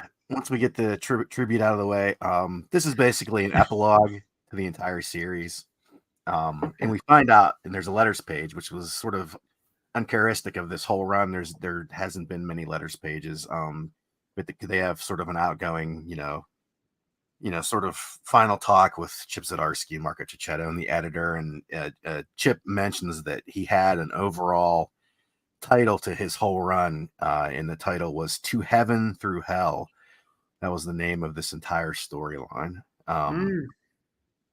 So we find out, 6 months have passed since the last issue, where we last saw Daredevil rescuing the captives in hell and defeating the Hand and the Fist, and apparently left for dead. So we pick up, like I said, months have passed, 6 months have passed, and we check in with all of Matt Murdock, Daredevil's supporting cast. We find out that Foggy and Cole have set up a new business called Nelson and North to continue the fight against the Stromwind twins and their evil doing corporate shenanigans, which was kind of nice to see. Basically, this whole book sort of shows everybody has been set on a positive path because of Matt Murdock, Daredevil. Elektra has fully embraced her role as Daredevil, and it's fully realized now. She realizes why Matt did the things he did, and she has for now put aside her assassin tendencies. She knows that killing is not right. It's better to instill fear into these criminals. Finally. Exactly. And she is fully into becoming the protector of Hell's Kitchen. And we see other people that have been affected throughout the series. Elektra sort of picked up an adopted daughter along the way. Her mother had passed away or was killed, and she sort of took this kid under her wing, and she's sort of acting in this book sort of like Elektra's woman in the chair. She's a computer whiz apparently, and she's tries to find all of this info for Elektra to take down people, and she's sort of her helper. And we also touch in with sort of the people when Daredevil was put in prison. There was a movement where all these people got Daredevil masks, and they were protecting the city in his absence. And we sort of check in with those people, sort of seeing that they're keeping an eye out as a community for each other. And they're, with Elektra Daredevil's help, they intend to keep doing that. And we also see Elektra touch base with the Kingpin's son, Butch, who, he claims, he's not the same person his father was.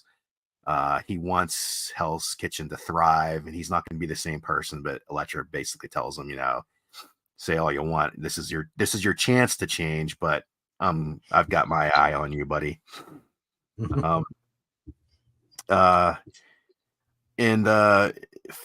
Finally, Foggy has a conversation with Reed Richards about Matt, and it sort of wraps everything up. If you've lost a loved one, it definitely will hit home with you, their conversation. Throughout all of this, Elektra and Foggy, they all keep thinking they're catching glimpses of Matt Murdock, around the city, and Reed sort of explains to them that's sort of a coping mechanism. You look for that, you try to see that. It's comforting to you. Like I said, it all kind of, you understand it if you've lost people close to you. So they're all catching these glimpses of people they think are Matt, but it always turns out that it's not really him. It's just they're seeing these things where they're not really there, until maybe it isn't. Maybe this isn't true. Maybe they do see Matt. And I'm just gonna kind of leave it at that. I don't want to spoil the ending. It's a great ending. Like I said, sticks the landing, sets up the next Daredevil book. I will say, I believe I was totally off base in my thinking of Blind Spot taking on the Daredevil role, but we'll see. That's still not confirmed or denied. They're definitely setting up Elektra, as Daredevil still. What's going to happen to Matt? Is he back? Isn't he back? I guess we're going to have to find out. But the final pages are very interesting. Like I said, just don't want to spoil everything. It's a get it. It's definitely not a must-have, because if you haven't been reading the series, it's not really going to mean a lot to you. But as someone who has read the entire series, this final epilogue to the series is a must-have for me. We'll see what happens with the new creative team of Saladin Ahmed and Aaron Cooter. It's almost like it's in a way you could leave this book and never read another Daredevil again and be satisfied. It's kind of but if you want to continue, there's always going to be a Daredevil book published by Marvel for sure. So yeah, a strong finish, satisfying finish. A lot of times, unfortunately, series die out because of poor sales, and those last handful of issues are just garbage, fill-in issues to try to just finish the book out before another creative team comes on or what have you. It's always good to see when a company will let a creative team finish its vision, and see their story to fruition as it happened here. So can't recommend it highly enough. The omnibuses are going to be put out there soon. I think maybe the first one has been, if maybe next month it will be solicited, and definitely something I want as a permanent fixture on my bookshelf, and I'm looking forward to getting it all collected. So yeah, get it for me, must have if you've been following along. So awesome. Yeah, I may have to look at those omnibuses as well, just to make it easier to read them instead of pulling out. How many issues were in that first series? 35 or something like that. Yeah, I'd say around there. Yeah. So it's quite a few books. Well, that's good to hear. I'm glad. Yeah, really good to hear. Yep. And great artwork too, by the way. There's a limited number of action scenes in this issue. It's more of a character-driven story, but his character work, I kept thinking back. I was gonna try to actually find when it first clicked for me with Marco Cicchetto, and I could see his artistic storytelling was just top notch. It put him on my radar, and he's continued to build and build, and even his quiet moments like this issue here, there's so much well drawn character moments, body language that you needed for a story like this, and he's equally good at conveying those emotions and doing that kind of storytelling here as well. So just really top notch as far as the artwork goes here too. So he could be at the top of his game right now, is what it sounds like. Yeah, for sure. Are they moving into a new volume with number 1? You bet they are, Kevin. Yeah. Well, I was just going to say, is 15 just going to be Elektra's Daredevil new story? Or okay, gotcha. Yep, Daredevil number 1, September 13th. This has got to be the shortest run of a non-mini series to just be considered one volume, right? Yeah, it's really unfortunate they stopped and restarted. Yeah, I don't get it. Yeah, they should just kept going with the whole thing. I don't understand. Yeah. It got interrupted by when they started this volume. It was interrupted by Devil's Reign, which is a crossover. The first volume ended. It went into Devil's Reign, and then this new volume of Daredevil. It's in a way it makes sense, but in a way it's just totally annoying how they had to do it like that. Well, even if it makes sense, it can be annoying. Yeah, for sure. Yep. All right, that's Once awesome. again. All right, I got back to reading Vanish. I picked up issue 5 and issue 6. Actually, shout out to my boy for trading me. I got the unlockable foil variant for number 6. But anyway, to kind of recap where we are in Vanish, kid named Oliver kills a super bad guy when he's a kid. Fast forwards to when he's older. He still holds major resentment against the bad guy that he killed and his henchman because his mentor and teacher of the wizarding arts. Reminder, this is kind of like an adult Harry Potter type story, for lack of a better way to describe it. And we fast forward to him as an adult, his heyday of being remembered as the chosen one that was able to kill the big baddie is past. He's got some real world current problems, and then he comes across one of the big baddies' henchmen that's kind of playing himself off as a superhero, but he knows he's not a superhero. He's a bad henchman. So then that brings him back into trying to track down all of the henchmen of, and actually the big baddie's name is Vanish, and tracking down all of his henchmen that are all portraying themselves as superheroes. That's where we currently are in this story. I think what I said happened at the end of issue 4 was while he was fighting all of these henchmen that were playing themselves off as heroes, they were trying to be like, hey, stop killing us, stop fighting us, we're good guys now. And he wasn't buying it as he was violently killing them. This is not for kids. This is an extremely violent, vulgar comic. It brings into question whether he's actually the good guy or the bad guy in this book. Oliver, the character on the cover here of number 5, whether he's the good guy or the bad guy, it kind of brings into question all the time. And then at the end of issue 4, the leader of the henchmen's finally like, we've had enough. The only way we're going to be able to stop him is essentially if we become the bad guys we used to be and all team up and try to kill him. Kind of that's where 4 ended. Then 5 pulls a switcheroo on us, bringing us, I think, what issue is this on, Mike? I think this is on like issue 8 or something, like 9 maybe.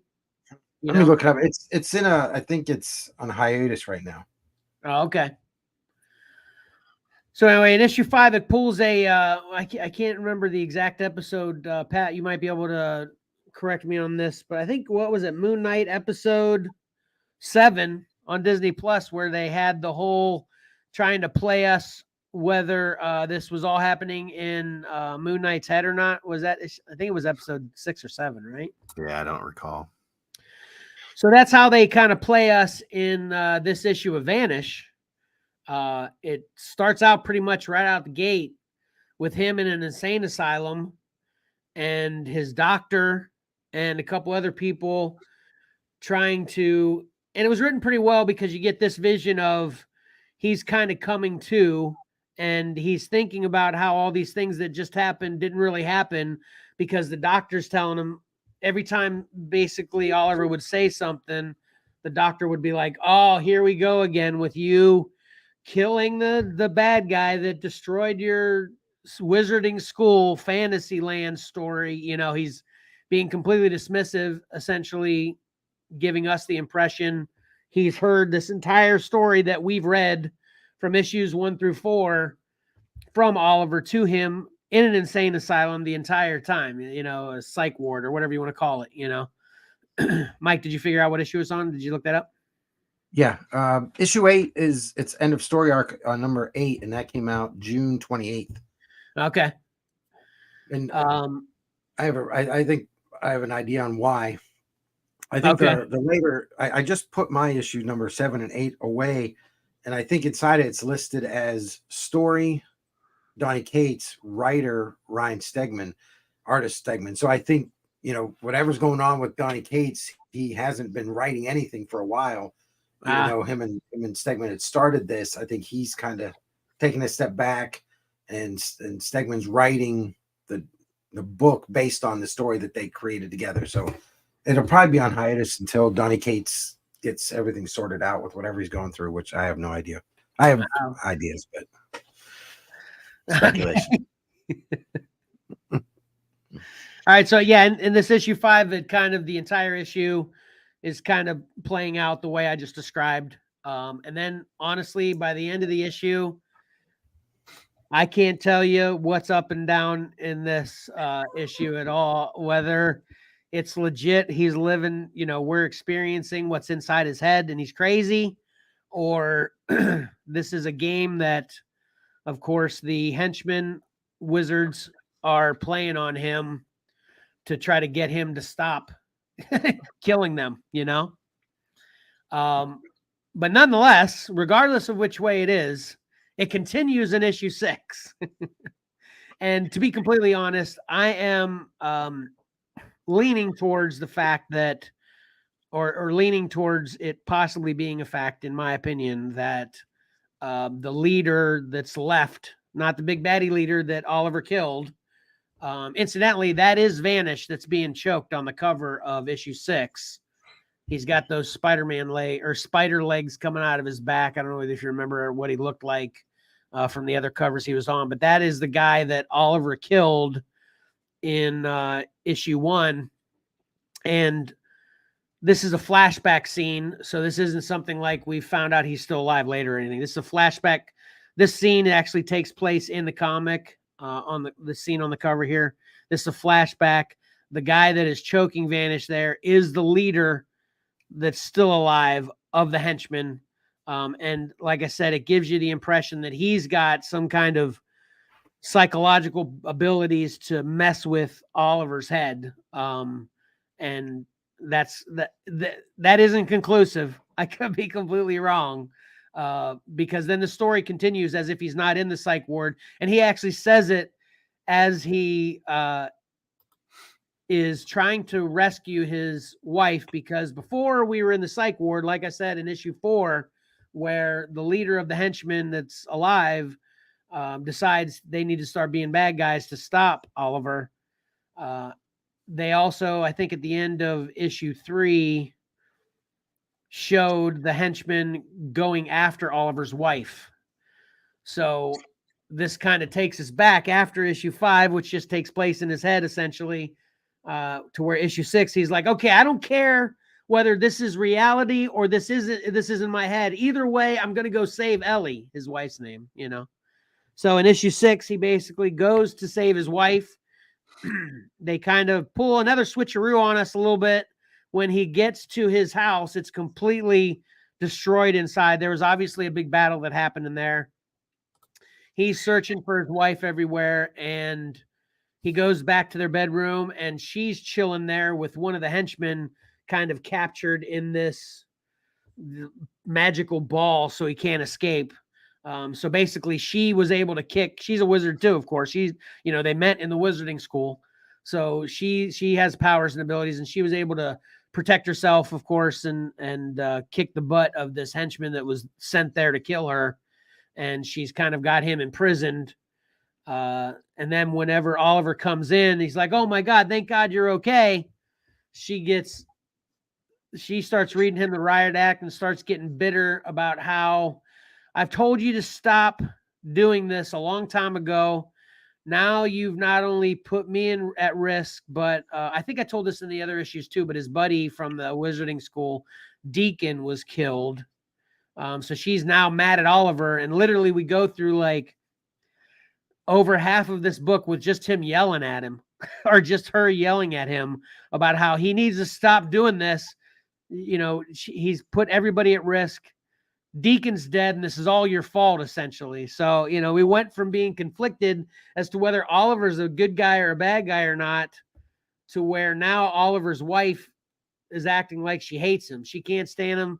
She wants him to get away from her, and she actually does leave him. Incidentally, it's kind of funny. As they're going through this whole husband-wife argument in the book, this henchman's in the, invisible captive ball right behind them, and he keeps like chiming in. It's so funny in the argument. He's like, instigating them the entire time. It's pretty funny, entertaining. And aside from this flashback scene where we kind of see the origin of the current big baddie leader of the henchmen, the whole rest of the book, like I said, is just his wife hollering at him. So I don't know how I'm totally confused. I shouldn't say confused. I mean, that's the intent of number 5, to confuse you and question which reality we're experiencing in issue 5. And then issue 6 is basically a lover's quarrel for a majority of it. So, I definitely wouldn't call these must-haves. And I slightly question get-its. I'm kind of on the fence here because these are written well. I was having no problem with tracking completely. The art is great. I love all the art in these. But as far as the plot of these 2 issues and the content in general, they weren't for me. I wasn't really feeling it. It's fine. I feel like we have to go through what's happening in issue 5 and 6 to kind of appreciate what we're going to get in, the subsequent issues, I'm sure. So I don't look at them negatively. It's just, I don't know whether I really enjoyed myself, And this might be where Stegman's writing duties may have been increased because of Donny Cates kind of not writing. Yeah, maybe, but I mean, it was still good. I'm not saying it was bad, right? It was still good writing, though. It's just the things. Well, now he's kind of, they've got the general story, and now he's fleshing a lot of that out. So, Ryan Stegman is obviously an amazing artist, and Donny Cates is an amazing writer. Yeah, but is Ryan Stegman a real? I don't think he's as strong a writer as Cates. So, that's my guess. Because Cates just kind of all of a sudden stopped. So I think everybody was kind of, had to just jump in the deep end. I feel like that's happened before, right? Where What's Donny that? Cates checks out. Has that happened before? No, as far as I know, the problem was he was writing multiple books. Right. Yeah. And he just stopped pretty much all of them. Nope. You're wrong, Mike. That's a good speculation. Oh, wait. Hold on.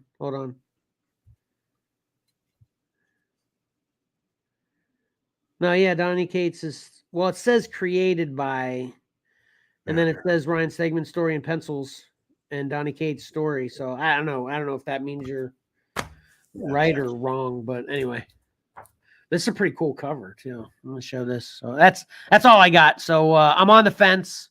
I'd definitely say if you're reading Vanish in general, though, it's at least to get it. It's still good, so. At least for the art. Yeah, it's gorgeous. And see my foil. Oh, yeah. Unlockable. My boy traded me that. So for the regular A cover. So anyway, check it out. I mean, or continue to check it out. You should definitely continue to check it out at the least. It's still good. It might not be a good starting point. I mean, this is kind of the, consensus with all of them when they're in this story arc, right? I mean, anyway. Yeah. So that'll do it for me.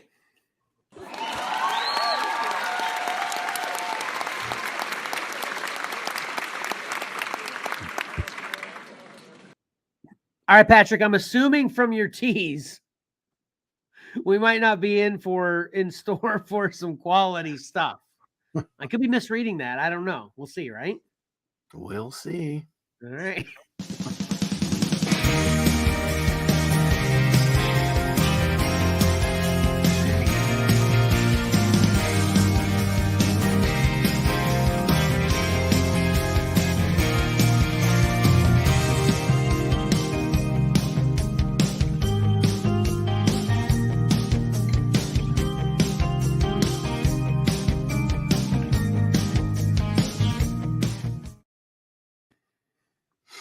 All right. Yeah, it was kind of a slow week. There's not much going on. We're gonna have to dip our toes back into items from the past to touch base on. First up, we're gonna touch base with the HasLab. Just another update. It's really creeping. this morning it was still, it's 10,600 some backers. So there hasn't been much movement in the last 2 weeks. And, I was thinking about this actually this morning in the shower. I think about toys when I'm in the shower, just preparing for the show. That, it really, there's not a huge incentive to hit these tier goals, I don't think, for this Ghost project, because people are happy with just the ship. I think they've already had some version of these characters in action figure form before. I don't think they necessarily, although these are nice versions, these are newer, more articulated, more modern versions of these characters. I think they're probably just happy to get the ship. That's the main thrust of this, crowdfunding project. Yeah. The only real, and I think they even set them up in a way, because the only real difference you're going to get is the mural card back for these characters that was the mural for the last episode of Rebels, and I guess is going to be shown in Ahsoka. So maybe that's why it's creeping so long. People really don't. They're not. It's not going to be life or death if they hit all these tier goals and get these extra figures. They just want the ship, which I get it. So you put a lot of stock in the fact that the incentives really do affect getting a lot of extra. So if these were figures that weren't pre-solicited in some way that you could get already, you think that would be other people that were possibly on the fence being like, well, not only the only way I can get this, action figure too is if I buy the Ghost. So you think it has that much to do with getting the numbers up, huh? I think there's got to be something to the fact that it's been so slow moving since they hit the target of 8,000. I don't know. I'm not sure what to think. Yeah, I think exclusive figures pull a lot of people in, and these aren't as exclusive as some other campaigns figures have been. What's the math on that anyway? What'd you say this costs? What was it? 500 to 600? Yeah, that's 10,000. Yeah. What's the math on that, Mike? Just talking about how you failed math with me in high school. I don't know. I don't know. 10 times 600. It's like 600. No, 10,000 times 500. 10,000 times 500. That's crazy. That's 5 million. Pat, did that register with you before? Or Pat's sitting back like, why are you guys talking about this? This is dumb. No, I'm sitting back trying to see what the actual price was. Oh, okay. Yeah, but yeah, it's a lot of money. We're talking millions of dollars. Yeah. This little Mike. Yeah, that's insane. Yeah, not $500. Little. Yeah, that's $500. So that's $10 million. Yeah. No, that's $5 million. 10,000 times 500 is 5 million.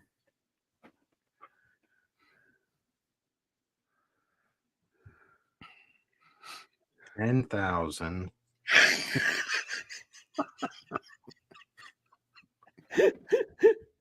What? I'd buy two. What? No, you're right. I know. 10 You times 5. multiplied by 10. All right. It's still a buttload of money for a actor for a spaceship. That's crazy. That's awesome. Yeah. I mean, I think, I've come to the conclusion where it may not reach those final figures like Zeb at 17,000, but who knows? Could come in at the end. Who knows? Yeah. How much longer is it got? Sorry, tough questions today. Sorry about it. I have the tab. I had the tab up. I was keep going back and forth. There's 18 days, 12 hours left. Yeah, we'll see. Okay. Yeah. Love the updates. Okay. What do you got next? What I got next is I got to find my good tab again. There we go. We talked about this. I picked on it last week, but I didn't have the picture to back up my words. It was the Build-A-Figure Hydra Stomper, that comes with the Steve Rogers head from the What If show. Yeah, that one looks cool, right? Yeah, he looks fine. I mean, there's already been a more detailed version of the Hydra Stomper in the Marvel Legends line. This is more of an animated What If look.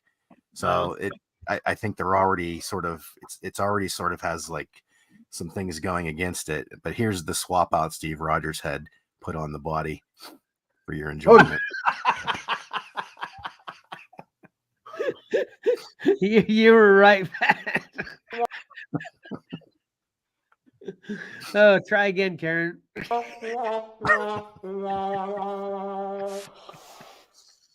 That looks silly. Yeah. Hold on. Pat. So does that helmet go on the head, or are they just putting the head that would swap out for that head in his hand to make it look like he'd be wearing a helmet? Yeah, I think they're just swap outs. I don't think he can actually wear it. I could be wrong. Well, they show the two. Look wrong. Yeah, that doesn't look right. Yeah. They show the two different heads. So, again, I don't know. I'm just assuming that it's just two different heads, not a helmet. How do you think this needed to be remedied, Pat? Do you think this, if they just would have made a bigger Steve Rogers head, it would have been better? I don't know, Kevin. I just don't think it was a good idea. I mean, it's probably, go back and look at the What If episode and see how it looks in there. Maybe it's spot on. I don't know. Yeah, it just doesn't look right like this. So I agree with you. That's for sure. Yeah. It literally was a little bit jarring when you changed. even if it's like right in as far as scale to the show, they could have just faked it and made his head as big as the helmet. Who cares if it really doesn't work? It looks terrible. Yeah. So anyway, see if Hasbro can do better with the next offering, which we sort of saw these. They showed these in the dioramas at San Diego Comic-Con, but they didn't talk about the product. But the figures were showing up, and that's for all your army builders out there. It is a female Shield and Hydra agent 2-pack. Nice. It comes with 3 extra head, 3 plus 2, 5. I'm doing my math right, and we've proven that we're not math experts here. That looks like 5. Okay, so you can there you go, Mike. If you want to do some more math, and you can compute the number of variations we can make with all the swap outs and the two different bodies you could swap around to make all your army builder. But I'm not gonna waste my time thinking about that. Yeah. Pretty much the same thing here. You can just sort of see it's a 2-pack. It's coming in at $50. So $25 a piece. Kind of typical. That's a small army I'm building. Yeah. Let me just say this. I love this. All right. I just want to say that I love this. This is the way you do diversity and inclusion and all that stuff. You just cover all your bases, Yeah. It's the way to do it I always am extremely displeased when people want to dismiss other people's opinions, whichever way anybody leans. If the people with the money just want to make as many people happy as they possibly can, this is the kind of thing to do it with. So it's perfect in my opinion. Yeah. I love it. Yeah. Love it. I mean, it's not that exciting, but it does what its job it's supposed to do, I suppose. Yeah, exactly. Last week we showed an Astrobots figure by the name of Hyperion A7. That was last week. So awesome. Well, what happens with the Astrobots line early on is they're trying to. There's a lot of engineering, production design work that goes into these figures. So there's a like sort of a variant. This is A06. His name is Vulcan. He shares a lot of the same pieces and parts. He is, like we talked about last week with Hyperion. He's $120 because he's like an oversized figure. There's a couple of different shots of him here, including and I didn't know this about Hyperion, and I assume let me just take another look at him. Yeah, he's the same way. Those lights behind his head are actually LEDs. They light up, so that's kind of cool too. That is cool. So awesome. Yeah. So Vulcan has the same feature, light up feature. Where'd you say we can get these? You definitely Big Bad Toy Store online. I don't know if there's other online retailers that have them, and I Awesome. wouldn't be surprised if I'm trying to think. I think I have seen them show up in previews before, so they're available through Diamond as well, I believe. A couple of shots with Apollo, Oh, so you can kind of see how much bigger he is with the extra attachments. so cool. So cool. I'm holding out for these showing up at Ollie's.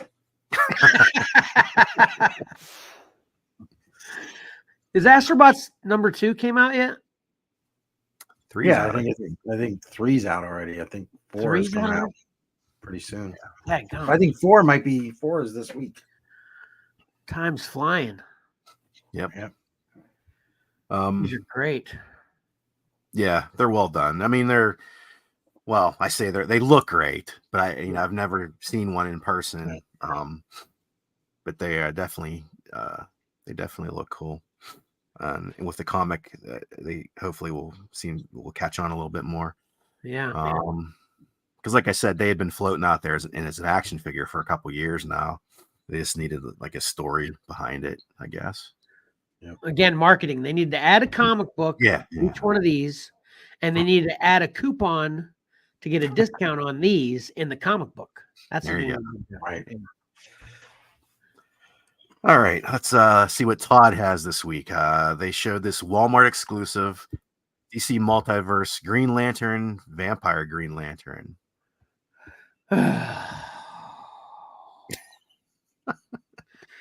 All right. I mean, yeah, if you're into the whole deceased thing, Yeah. But man, that flame effects is just too much. That's just too much. I don't like it. It looks like he's got a tiger or lion's mane or something, you know. I think it's pretty cool. Well, obviously this is just one pose, you know, but you got other pictures of this one, Pat? No, that's all they showed so far, I think.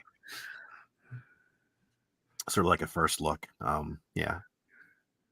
I don't know. I mean, Todd will make just about anything DC related, so they're I don't know how big of a deceased fan base is out there. But now I'm trying to imagine what this would look like if you took the flame or aura, whatever effects away from his head, just what his hair would look like. Like his hair doesn't look horrible with those effects on there.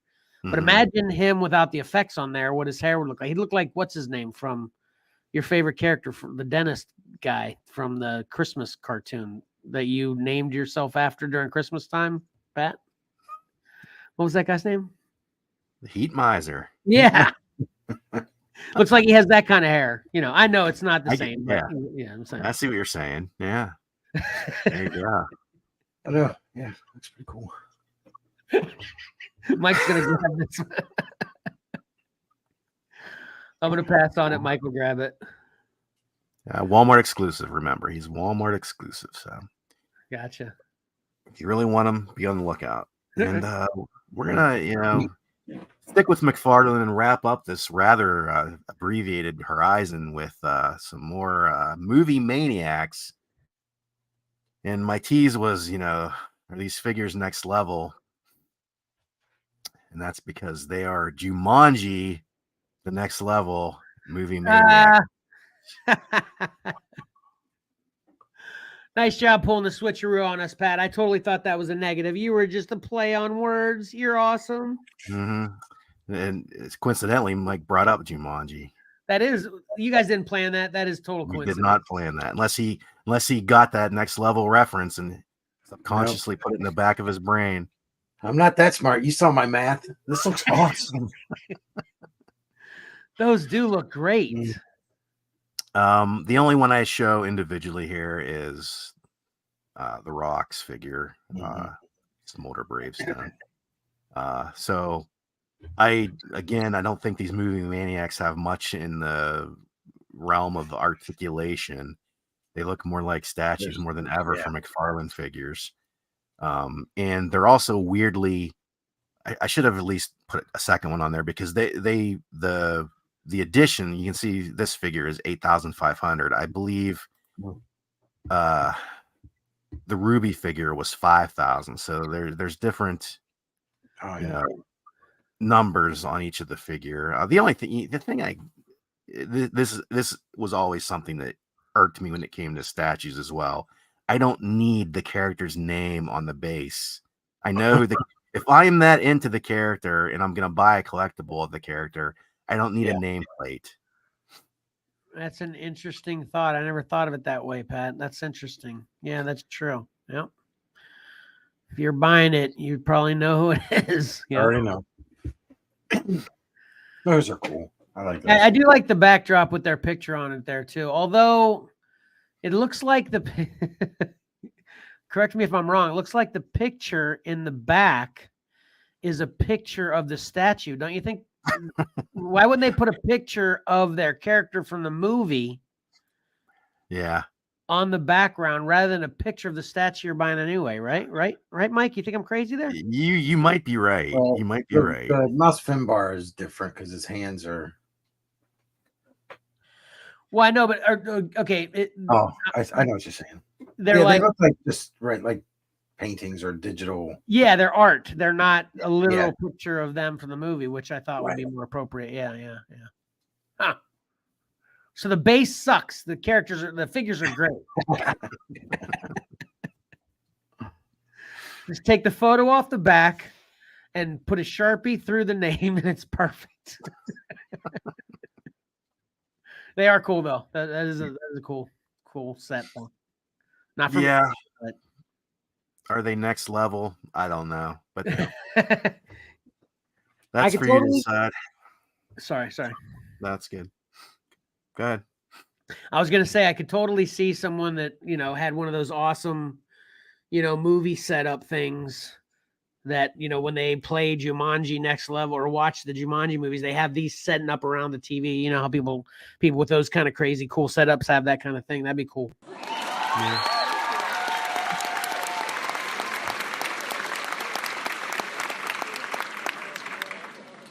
The studio audience thinks it's really cool that I had that idea.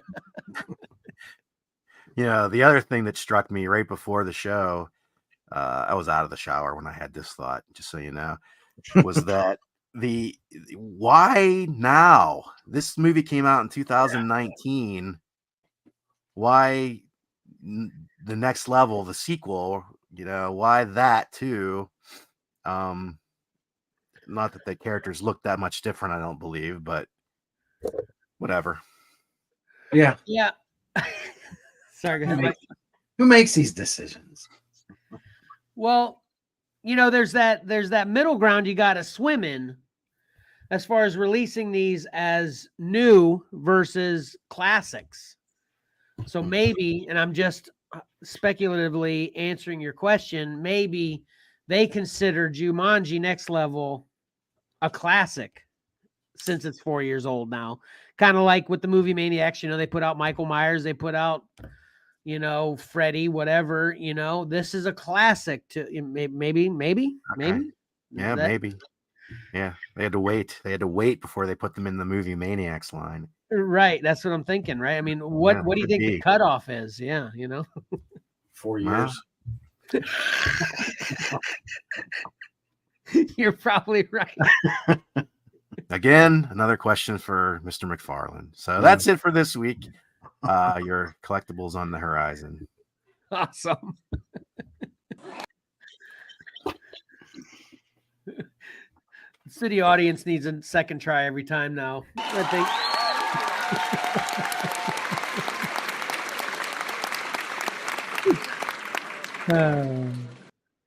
Karen says, so many ideas they had to prioritize what would sell first, invest, and then work your way down. Okay. Might be that's another possibility, Karen. All right. That was good. I think most of what we've done today has been pretty abbreviated, so it kept us under 2 hours. We keep shaving an hour off every show. We'll have a 10-minute episode here in a couple weeks. Yeah. I wouldn't know what to do with the rest of my day.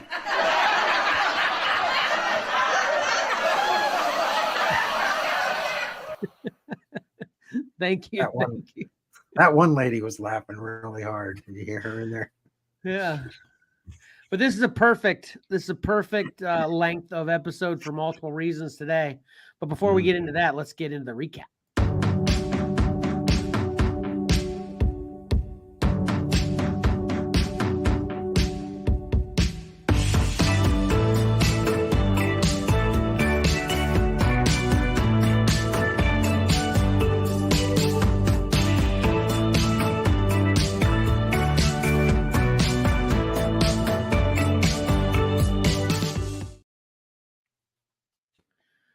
All right, Mike, we got.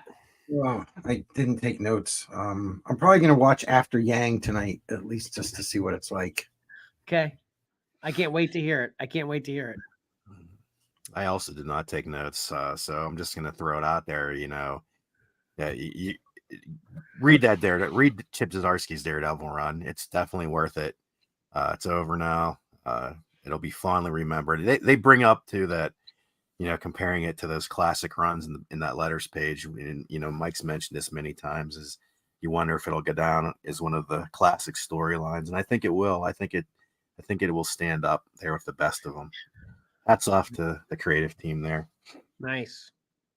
Well, I never take notes. So I'm going to have to say, never underestimate, once a big actor makes it to the big leagues in the MCU, what they're still doing in the background at the same time with a lower budget, seemingly foreign, kind of hokey, corny movie, see Enter the Warrior's Gate.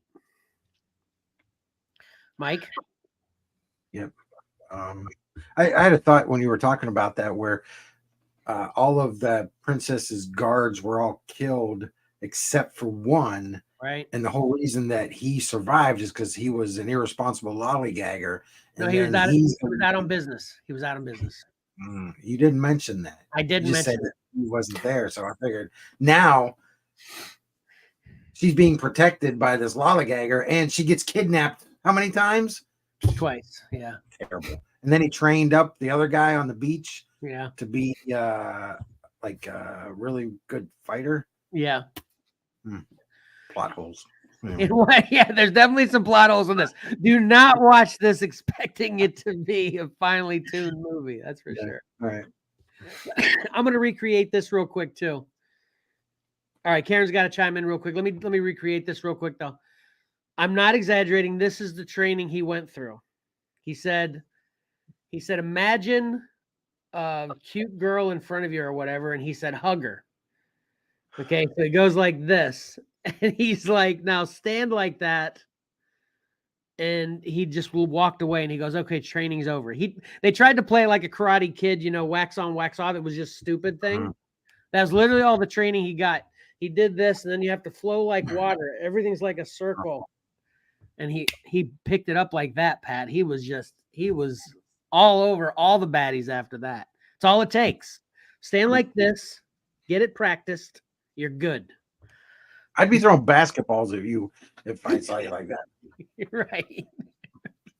All right. Sorry, Karen. What was that? Karen's chiming in the Akron Comic-Con. Yeah, we didn't talk about that at all. So I guess it shouldn't be in the recap, but we'll mention it now anyway. We're going to the Akron. I have committed myself to go to the Akron Comic-Con, which is in it's not in Akron, Ohio. Is that in Cuyahoga Falls, right?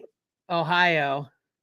November 4th through the 6th. Can't put your hand up. 5th. At least one member of Comics and Collectibles in the crawl space will be attending that Comic-Con. If you want to hang out for a minute, got a couple people in the Whatnot show that already said they would. So can't wait for that. So continuing the recap though, go Mike. This isn't a recap either, but we'll be in Baltimore. Well, that's true. Baltimore Comic-Con. All three of us will be at Baltimore Comic-Con this year. That's going to be fun. See you there. I guess I'll have to wear my Xcellar shirt. Yeah. What dates are those? 8, 9, 10. September 8th through the 10th. Yep. All right, Pat, do you have a recap or something else you want to talk about? HeroCon, North Carolina. What? Yeah, that's over. We missed it. Oh, okay. Yeah, sorry. I don't have anything this week. I'm sorry. Oh, That's yeah, okay. the ideas for Cover Combat keep coming. You're right, Karen. Karen, that is a recap. Good recap. But ideas for Cover Combat keep coming. Yep. Put them in the comments. Yeah. Well, I think that's just her recap of the show. I think we came with 2 different ideas this show. So anyway, and then check out Blue Beetle. It's a lot of fun. And Mike, did you have anything else you wanted to add? No, I'll have round 4 up on the Facebook page in a few hours. And I'll be at 7-Eleven in a little bit. Okay. That's all I got. Pat, you got anything else? No, I don't. All right. Then I've got a kind of an exciting announcement to get into in the closures here. All right. So let's just start it out regular though. So please like and comment on this video, as well as subscribe and hit that bell to get notifications. Like Mike said in the comments, ideas for Cover Combat future themes, but then also you can vote for Cover Combat in the comments here now. I'll be sure to share them where Mike sees them. That's my job, but you can vote here. So vote either Facebook post or on this video, your picks for the Cover Combat matchups. Please subscribe to Comics and Collectibles in the Crawl Space on Spotify for podcasters or many other podcast providers. And please listen to the edited podcast of this live stream on Spotify that I will post no later than Tuesday. Then follow XcellarComics on Facebook, Instagram, and or Twitter. And follow Xcellar_comics on TikTok and whatnot. And here's my exciting announcement. Watch our shows on the Whatnot app today at 1:30 p.m.-ish Eastern Standard Time. That is one of the reasons I was saying, Mike, you said you had to kind of make sure you were out of here early enough. You got something going on. I do too. A Whatnot show today. What? As soon as this is over. I actually have it scheduled right now. If you want to go there and bookmark it, I suggest doing that. Not only because usually I'm tardy, but it could work the opposite way today because we're ending the show a little bit earlier. I was assuming the show would probably go until 1. So I'd start at 1:30, but since it's ending at noon, my whole idea in doing a Whatnot show after the podcast is kind of, I'm in mode. You know what I mean? So I just want to keep the train moving, right? Yeah. Because, once you're kind of in mode, it's easier to just kind of do it rather than me with all the other things I got going on with life, trying to make it happen on a Monday night, So my current goal for Whatnot shows are 1 after every podcast, same day, and then also Friday night. There's 2 people already waiting there for you, Kevin. They are? Nice. I'll be there soon. But then, my next one won't be until next Friday night. I think I've got that set up right now at 8 p.m.-ish. But, make sure you bookmark that one as well for when I finally get around. I didn't actually get on there until last night at about 10 o'clock. But the big exciting news, in my opinion, is that there's going to be one today. As soon as I get done with this show and go get set up, I'll be starting. So be there, be square. And then also check out what we have to offer on eBay at Xcellar_comics and on our website, XcellarComics.com. Got some things there. I didn't actually add anything new to the website this week, but I'm definitely going to take care of that next week when I update the website for my part of it. We all are doing a great job doing our part with updating the website. So make sure you check that every week. We appreciate it. And then also you can help support everything we do through Patreon at www.patreon.com/XcellarComics. We'd really appreciate it. You know, I'm constantly talking about how we're not getting rich on doing this.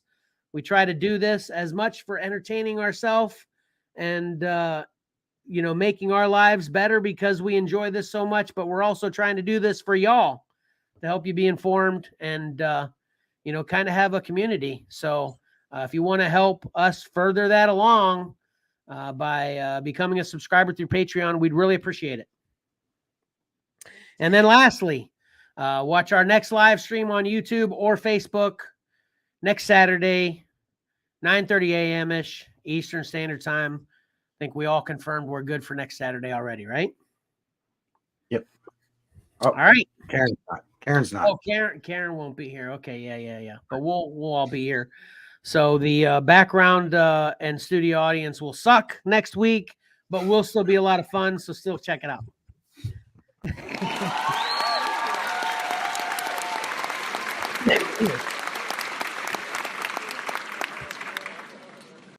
I appreciate it. Mike, you got anything else? I do not. Pat? No. Nothing else? Okay. Nothing else. All right. Until next time, or until I start the Whatnot show and you show up there, don't forget that appreciating great art is awesome and reading a great story is fun. So why not pick up a comic book and do both? Xcellar out.